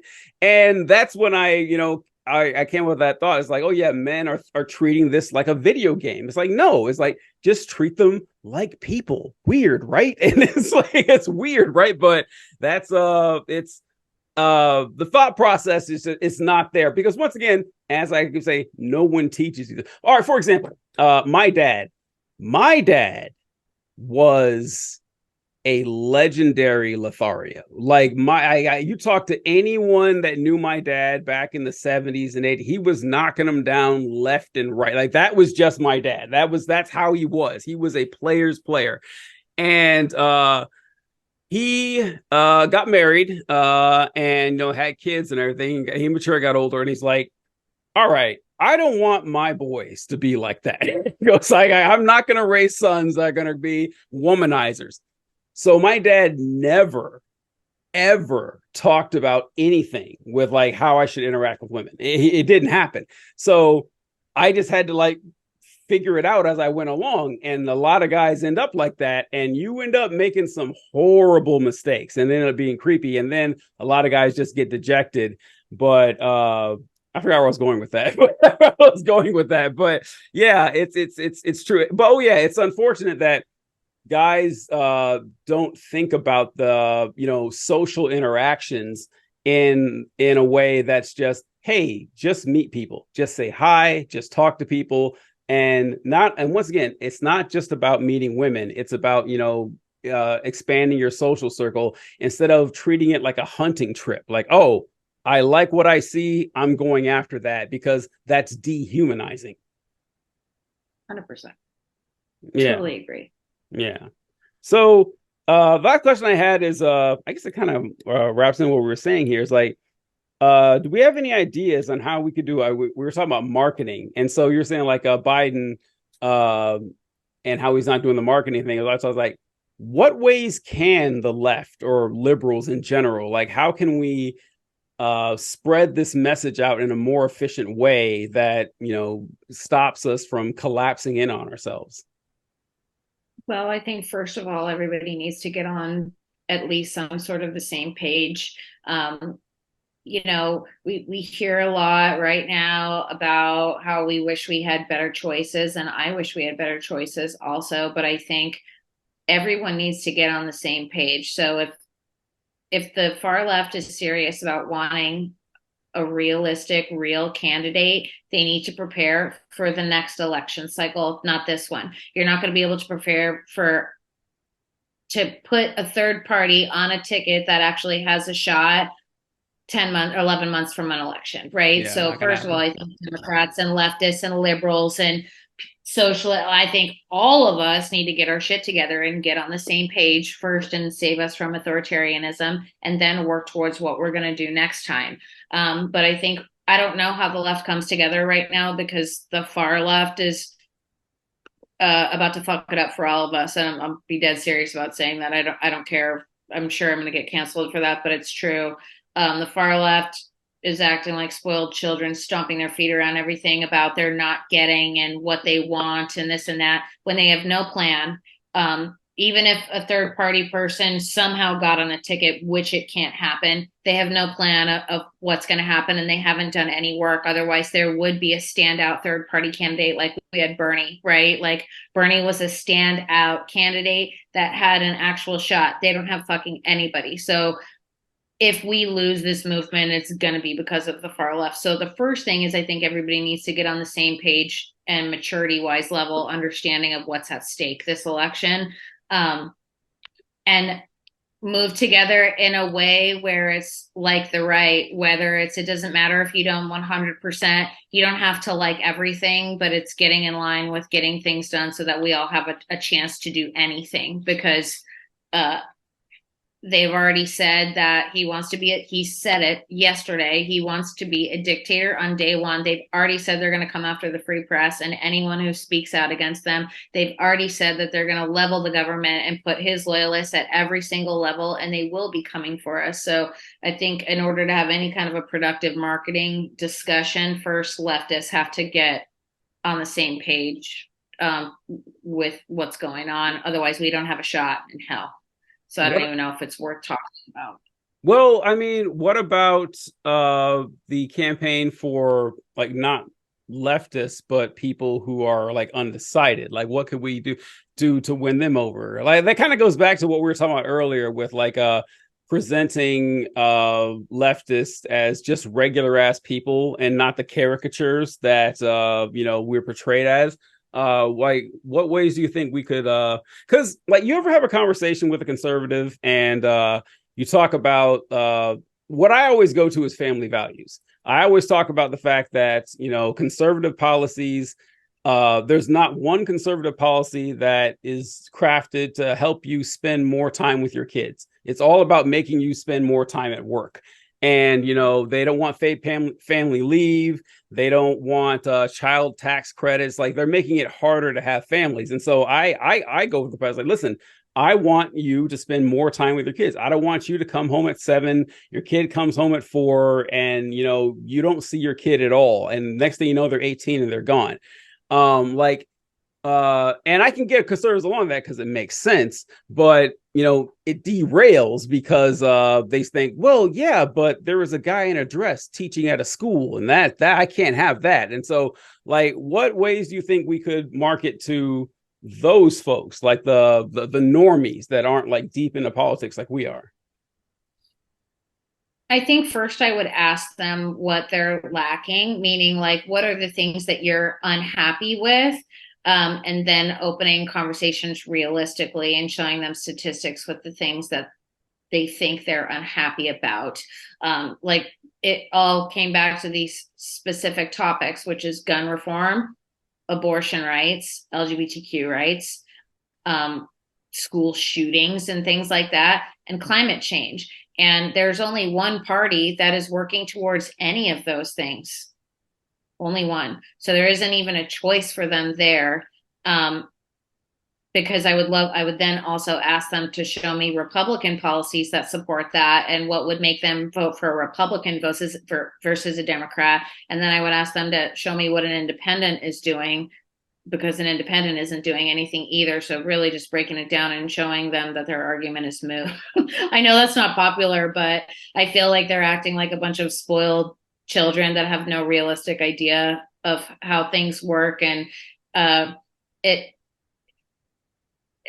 don't understand how anybody could compare anything conservative or Republican to what Democrats are doing. There is absolutely no There's difference. none. It's, do you want Hitler, or do you want a guy that you're kind of not okay with that is only going to be here one more cycle anyways? So it's like, do you want any other elections or do you not? Because they've been very clear in saying that we won't have any. So I think a lot of these young activists as well are being paid because they've completely switched their stance on things. And then you see these pages that are posting them and you're like, oh, you were pretty cool like a couple months ago, but now I see you're being paid by somebody to do this. And it's just really unfortunate to see right before we're going into election year is people on our side like doing this. And when I say our side, I don't consider myself a liberal or a Democrat or a leftist. I am like a little bit of all of these things in one under one umbrella. So I'm a little bit of all of them. Like I don't consider myself a staunch this or that. They all on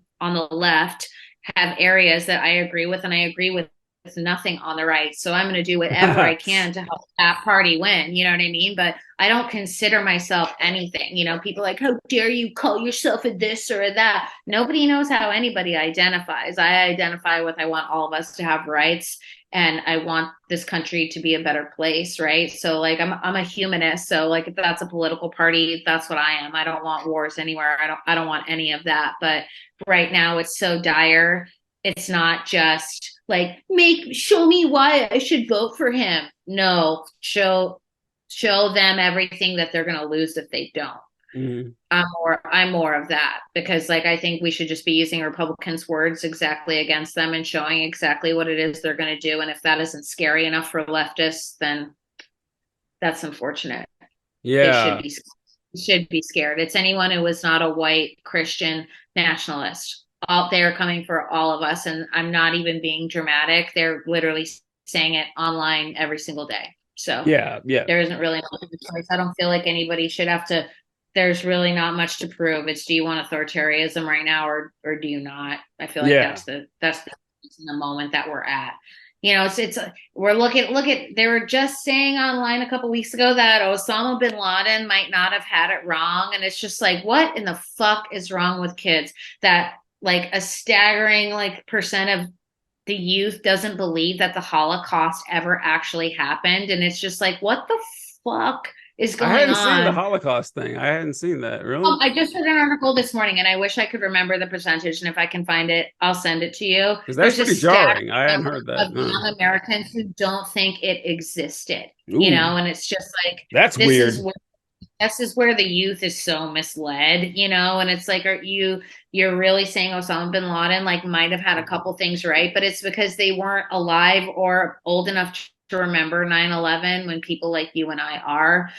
You know, they forget things like 2016 so quickly. Like you know, like what happened with Russian interference, and then like literally we have more than 1,000 people that have been arrested for trying to overthrow our government, and they could succeed next time. So if everybody stick around and fuck around with your voting for Merriam Williams, those are the ones who are going to be to blame if all this goes to shit, because we're looking at the end of the American experiment. If we don't stop what they want to do, we're done. Like I already have an escape the US plan because they will come directly from people like you and I that talk out against this. And I don't think people are really understanding what's going on. This isn't just, I don't like Hillary Clinton. This is, do you want a dictator or not? Yeah. There's so much more at stake this time. Yeah. It is difficult doing this and talking to conservatives because, you know, we get yelled at because like we're condescending to conservatives, but how can you not be? I mean, because like I have to talk to them like children, like their understanding of economics, of policy, of science, of religion, philosophy. It's like it's a 10-year-old level, and it's just all based in fantasy. It's all based in fantasy and hatred. Yeah, it is. It's fantasy and hatred. That's all the platform runs on. That's it. But there's more of us than them. It's just there are. Can we get our shit together? You know what I mean? Like, can we? Like, this is why you guys want to say do nothing Democrats, but it's because like people aren't coming together to support the movement. So, you know, I'm getting a lot of comments in the last couple of days too. Why should I vote for Democrats? Like, what have they done for me? You know, and it's like, we don't have majorities, right? So yes, we do have the Senate and the presidency, but we don't really have the Senate because we have 2 Republican plants in there that aren't letting anything get moved forward, and we don't have Congress. So what these spoiled fucking brats don't understand is that once we get super majorities, then we can do all of this stuff. Then we can get rid of the filibuster. Then we can expand the Supreme Court. We need all big time majorities to get any of this shit done. But yes, let's like stomp our feet about something this week that we don't like. You know, it's like they don't understand the big picture, the realistic spectrum of politics, and that there isn't going to be this one perfect savior person that's going to have everything that they want. It's just not reality, you know, but that's my 40-something-year-old brain trying to talk to 20-year-old Well, activists who, you know, think they're doing something. It's like kids trying to destroy art in the name of climate change. Like, what is that doing? That's I not doing. Destroying people's art that they worked for is spoiled brat, selfish behavior. Why are you destroying this person's art? Why don't you go out and try and do something like, you know, you want to do something about climate, like go outside and do something in the climate. But destroying someone's art in a museum does absolutely nothing for climate change or the movement. It makes them look like spoiled children. yeah, You know, I activism actually I'm isn't sorry. just about these wild, like, I'm gonna ruin this Monet painting. That's not fucking activism. Like it's fucking stupid, you know. But So this is where we're at with kids and the millennials. They don't quite understand. I actually think that the throwing paint on the artwork, I do believe that's like false flag shit. I genuinely do. Because like I just for one part I looked into it with one person, and they had like this weird tie with an oil company, and because the paintings, all those paintings are covered in glass. Those paintings are fine. And so like it's not even actually doing anything. And so, but it does, you're right, it does make climate activism look bad. So for some, I know it's weird, like conspiracy shit, but I strongly suspect that that is a false flag. But shit, you said something else I was going to mention. Running, Protesting is great. Don't get me wrong. Protesting is great. That is performative and stupid. yeah, That does nothing. yeah, That does yeah, nothing except for amplify the fact that you look like a fucking high school teenager that has no experience in life or anything. Otherwise, you wouldn't be even fake destroying someone's hard work like that. Like, yeah, what does this pain have to do with fucking anything? Nothing. yeah. Um, however, so I've I find myself on an island on this issue again a lot. I'm not quite as pessimistic about the 2024 election. And I know that there are, you know, people who are saying, you know, I'm not going to vote for Biden because of X, Y, or Z. And my first my first reason that it doesn't jar me quite as much is because a lot of it is because of what's going on in Gaza, and that, you know, I'm not going to support a genocide thing. Now, the only way I think that's actually going to like significantly hurt Biden is if this conflict goes on for a year. Because if it doesn't, people are going to forget about it. I mean, you see it all the time. Like we saw it like whenever like a bad news story happens, it evaporates just like that. But even more than that is the last three elections that we've had the same group of people. We've had the same, you know, vote blue no matter who, and we've had the I'm not going to support the Democrats people. That dynamic hasn't changed. And the polling always had the Democrats losing. But in the last three elections we've had, Democrats have overperformed the polls by an average of 10 points. 10 points. And with the whole thing with Roe v. Wade. So since the best indicator of future behavior is past behavior, I would be shocked if 2024 rolls around and all these people that have consistently come out to support Democrats and off-year elections, like elections that no one votes in, I still think that Biden's going to win pretty heavily. Now, I'm not saying that we shouldn't, you know, keep the work up, obviously, but I don't think that it's going to be as big of an issue as it seems to be, because like we were talking about the people, it's like, oh, I'm not going to vote for Biden.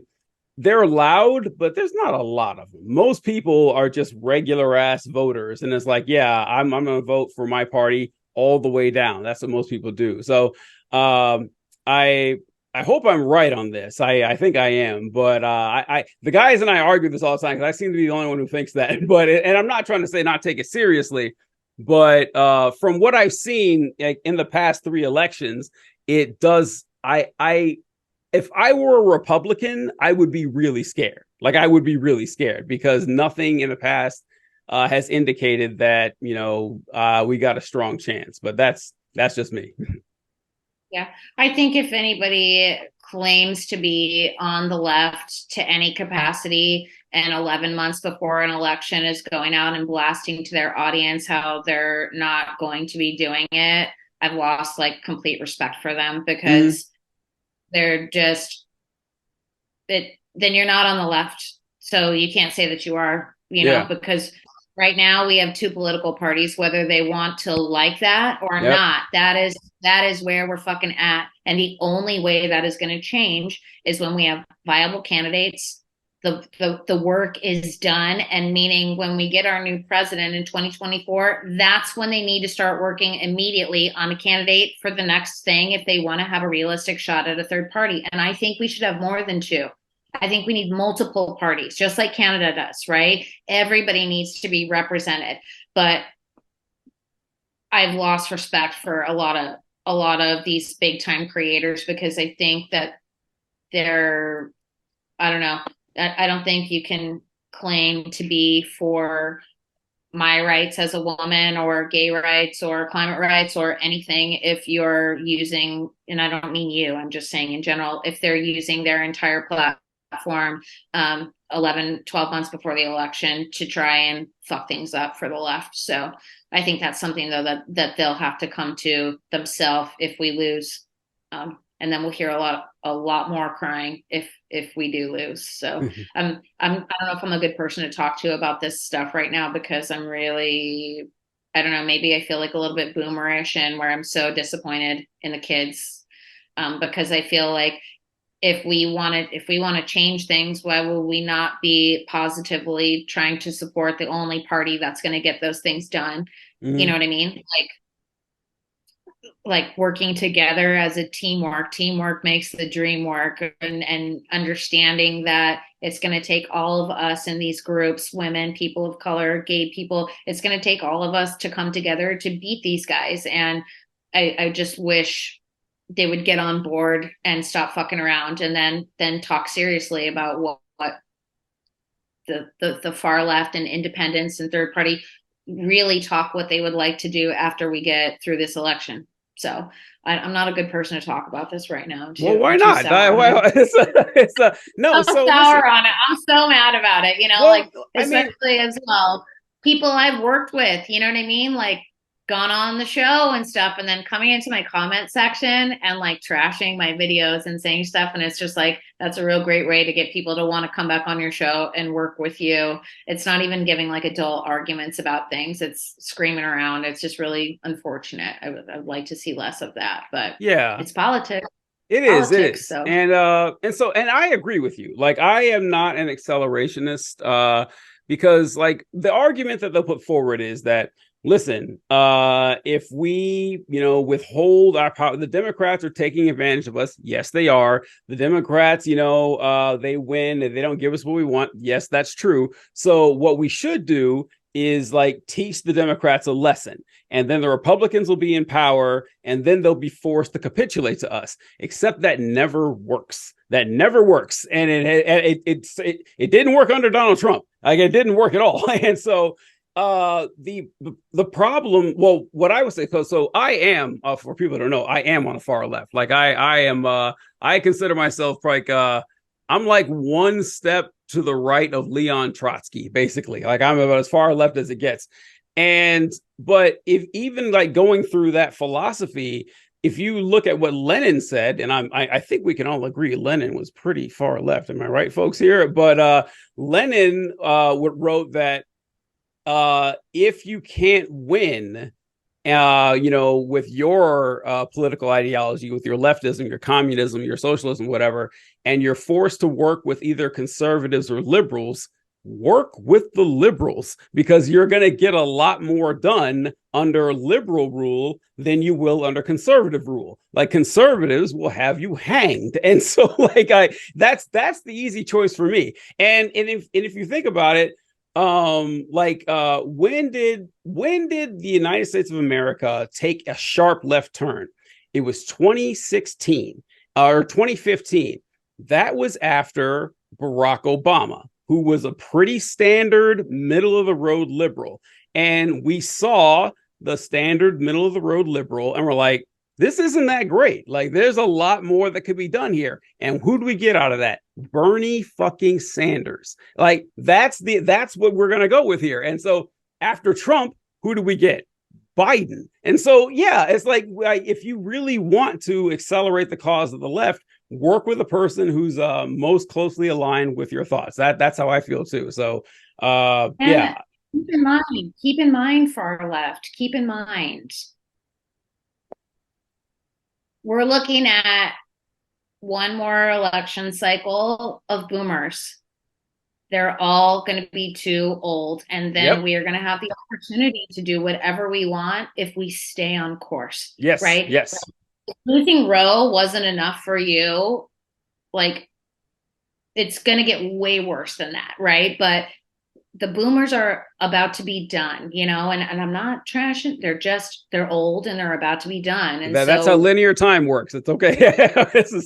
we're gonna have a lot more opportunity in 2028. Like 2028, we're gonna see a whole new era of everything. There's gonna be multiple women on the ticket. I think we're gonna see a big, huge change in 2028. We just got to get there. We got to get there. Speaking of which, have you ever considered running for office or getting involved in politics? Sorry, my computer's dying. I got to plug it in really quick. Okay. It's going to die. I'm getting the red light. So dramatic, this computer. Sorry. I got nervous. I don't want to cut out. There we go. Okay. Sorry, can you repeat that question? Yeah, speaking of which, you said more women getting involved in politics. And also to reiterate what you said, like, the charts from the last election based on generational demographics, staggering. Like, boomers voted heavily red. Gen X, those fucking traitors, like, voted slightly red. But millennials voted blue and Gen Z voted like 70% blue. Like, it was wild. And so, yeah, the time is not on the Republican side, and also they know this and they still just cannot stop shitting on young people, just telling them how lazy they are and entitled they are. Like, do you want these people to vote for you or not? Like, well, what's your plan here? But what you mentioned about women running for office, have you ever considered getting involved in politics and running for some sort of position? I haven't seriously thought about that. I mean, I wouldn't say it's out of the question, but at the same time, that would be something I would really have to think about, because I don't know if I would want to put my family through something like that, just because of what I look like and what I stand for. I definitely know that I would be a target for some like nastiness, and I don't know if I would want to do that to them, but it's not out of the question. I'm not saying no, but it's also not in the plans either. I think my digital warriorism is making an impact, and I'm doing what I can there. So you never know, maybe someday, but right now I'm just trying to get us through 2024. I'm trying to get us through 2024. You heard it here first, folks. Little Miss Marxist running for office. What about you? Have you ever thought about it? Oh yeah, since I was like a kid. But I'm not gonna. I don't think I'll do it. For two main reasons. The first reason is that in order to win like a major election, you need a shitload of money. That is the number one biggest predictor. Like someone like AOC is a wild outlier, but like in general, you need the person with the most money will win. And which means I would have to beg people for cash, and I would hate doing that. I'd hate it, and I'd have to do it. But and so I couldn't. It would just be so that would be so difficult for me to do. Which dovetails into my second point, because the people who I want to represent, the people who I want to stand up for, and that I need to help out the most, are not going to have the money to donate to political campaigns. They're not going to have it. Like, people who donate to political campaigns are going to be, upper middle class folks, and they can give you $2,500. Like, that's what they can give. But if you really want money, you need to go to lobbyists and corporations, and that's how you get elected. So I would end up having to do that, and once I do that, they own me, and I would end up just like everybody else. Like, that would happen. And so knowing that I don't want to ask people for money, and that the only way I could get money would be to sell my influence. And I was like, well, because I wouldn't change a thing. I would be just as bad as every other politician there. So yeah, that's the catch-22 for me. Like, if I was like independently wealthy, okay, I'd give it a shot, but the fact that I would have to, do the bidding of my donors, and like, there's nothing special about me. Like, I do it like everybody else does. That's the two things that kind of get in the way the most. It's sad the system's like this, but that's the system we do live in. But I mean, if we make it out to 2024, 2028, we gain majorities.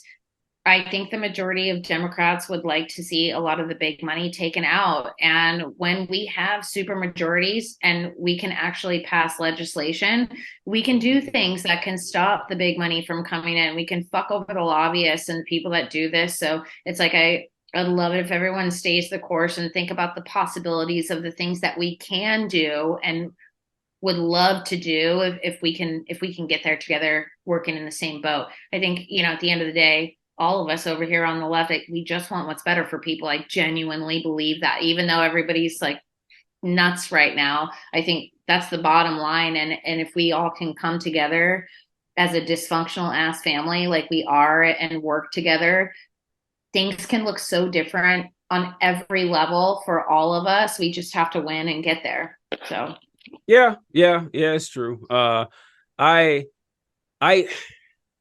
the supermajority in the Senate would be incredibly difficult to get. That's the one that really. So, here's the thing. Here's the thing about the supermajority. So, like, getting 60 Democratic senators is a tall order. Like, that is like, I have a hard time believing that's going to happen anytime soon. But the reality is, we don't actually need a supermajority. All we need is 51, or 50 plus one if the vice president is there. And because the filibuster is not in the Constitution, it ain't there. Like, it's just something that they came up with, and so the Senate could vote to get rid of the filibuster. That is so getting rid of the filibuster and packing the Supreme Court, necessities. And it's just, and I hate when people talk about, well, we can't pack the Supreme Court because if we pack the court, next time a Republican's in office, they're going to pack the court. All right, asshole. Here are two responses to this. First, if we pack the Supreme Court, we're going to make it less likely that the Republicans are going to win, because we're going to we're going to like rule on stuff that's going to help the American people. They'll know that it comes from the left, and the Republicans are less likely to win. But hey, let's say the Republicans do win. So what? Let them pack the court too. And then we'll pack the court. Keep expanding the Supreme Court until like every person in the United States is a member of the Supreme Court. Then at least it'd be a democratic body. Like, it would have more legitimacy than it does now. There's no good argument against packing the Supreme Court. And the first step is the filibuster. We got to get rid of it. But we can't now, like you said, because we have Manchin and Sinema. Get rid of the filibuster. Get rid of the Electoral College. Pack that fucking court 15 times. You know what I mean? Like, we got to stop this playing nice. Like, we can't ridiculous. Do that. That's against decorum. Decorum is out the fucking window at this point. There's absolutely no such thing as that. And Democrats have to start fighting fire with fire and being on the offense and not always just in deep. Oh, like this is what I love about Gavin Newsom. Yes, he's my governor. He fucking pissed me off during COVID, just like everybody else. But the way that he talks to them and he meets them with facts and he doesn't take the shit and he doesn't let them talk over him. He's like a little bit condescending. He's laughing at them. He's trolling them. It's like, that's what we need. Like, we are up against the biggest animal, this awful mascot of a horrible human being of a man, and like we have to combat that, and like that's the type of stance we need to be taking. Like you and me, we both do not, you know, crazy aggressive, but we do pretty aggressive content, and like that's the type of stuff, the messaging that should go out, not peace and love and oh everybody listen. No, like we're past that shit. We need to like way show the past it. Way past it.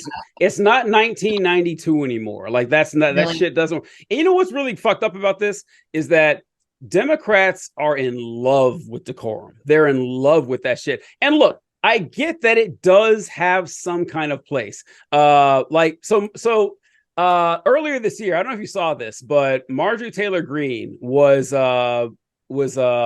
questioning some kind of person who was testifying in Congress. And she said that she told him that, you know, you're a liar. What you said here was a lie. And they had like stopped the proceedings in the court. I mean, in the session, and said, hey, we need that stricken from the record. You're not allowed to tell the witness he's lying. And I was like, I can't stand Marjorie Taylor Greene. But look, if someone is lying, I should be able to say that they're lying. Like, why is that a rule? And I can kind of get it, because we don't want Parliament, or we don't want Congress to look like, you know, the Thailand Parliament where they're having fist fights on the floor. I get that you don't want it to get too far, but like we shouldn't like worship this decorum shit. And what you mentioned about the filibuster, last year when we were trying to pass, I can't remember what it was, minimum wage or child tax credit, something like that. We were trying to pass it through reconciliation, but so we only need 51 votes instead of 60. And we put it through to the Senate, but the Senate parliamentarian rejected it, which I had never listened. I know politics better than 99% of Americans. I've never heard of the Senate parliamentarian. And the Senate parliamentarian said, no, you can't do that. That's against Senate rules. And the Democrats are like, oh, okay. And then you look back in history. This happened before in the Bush administration, where the Republicans tried to pass something through the Senate. Senate parliamentarian said, no, we can't do that. You know what happened? Dick Cheney fired him. Like, no, fired him, put someone in. That's what we should have done. Like, Harris should have fired the Senate parliamentarian so we could get across what we do. But also, what you mentioned about the Republicans, do we believe for 1 second that if the Republicans get control of the Senate, that they wouldn't make a filibuster carve out to ban abortion nationally? Like, they would. Of course they absolutely they would do it in a fucking heartbeat. They've been talking for a decade about Roe, more than a decade. They've been talking about Roe for a long fucking time. What was the first thing that they did? They did that. But it's going to be way worse. It's going to be way worse than just filibustering something. Like, we will not have elections anymore. Straight up. Yeah. They use legalities to commit crimes, right? But they are actively, like Project 2025 or whatever it is, they have a whole plan laid out, and Trump did more than 3/4 of it when he was in office. So they don't care about the fucking rules. Like, they're going to create their own rules. They're going to go around rules. They're going to fucking roll over Democrats' rules if they win. So they can't win, you know, like there is no decorum. There is no ethics. There is none of that. The second they win, they are going to jam through fucking everything. And it's not even just Roe. They want my birth control too. Isn't that want birth fucking control? They're going to go. They're literally talking about contraception already. And it's because there's not enough babies for fucking capitalism. I know, right? Like, yeah. We can't have immigration. That can't solve the problem. It's like, the senator from my state, Indiana. I live in fucking Indiana, by the way. How? Oh, God. But he, Mike Braun, I think his name was. they asked him, this is right after the Roe decision, and they asked him, well, hey, does this mean that, you know, all of these Supreme Court decisions are up for grabs? Like, and that all this should be left to the states? And they asked him, like, for example, interracial marriage is a Supreme, Loving versus Virginia. That was a Supreme Court, like, should we overturn that? He goes, well, hey, if they overturn it, that's fine with me. It was like, what is going on here? Like, it's interracial marriage, gay marriage, they're loud and proud about everything they're determined to do. So if everybody could just get their shit together and do this, then we'll be fine. If not, we're all in deep trouble. Yeah. But thinking about that, like wanting to roll back interracial marriage, you know, like, which has been around since the 60s. Tell me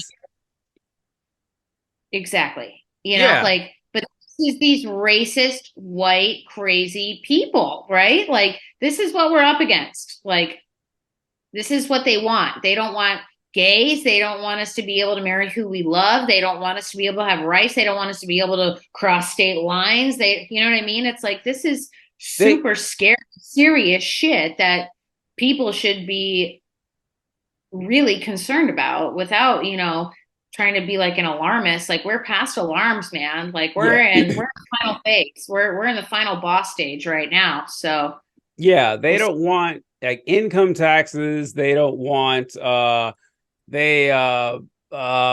you know, like the Civil Rights Act. They think you should just refuse the voting. Republicans have been overturning provisions of the Voting Rights Act for decades now. It's just it's wild. Like, there's no comparison. But that's why it really bugs when people say, well, both parties are bad. Yes, both parties are bad, but one is way worse than the other. Like, there's no debate on this shit.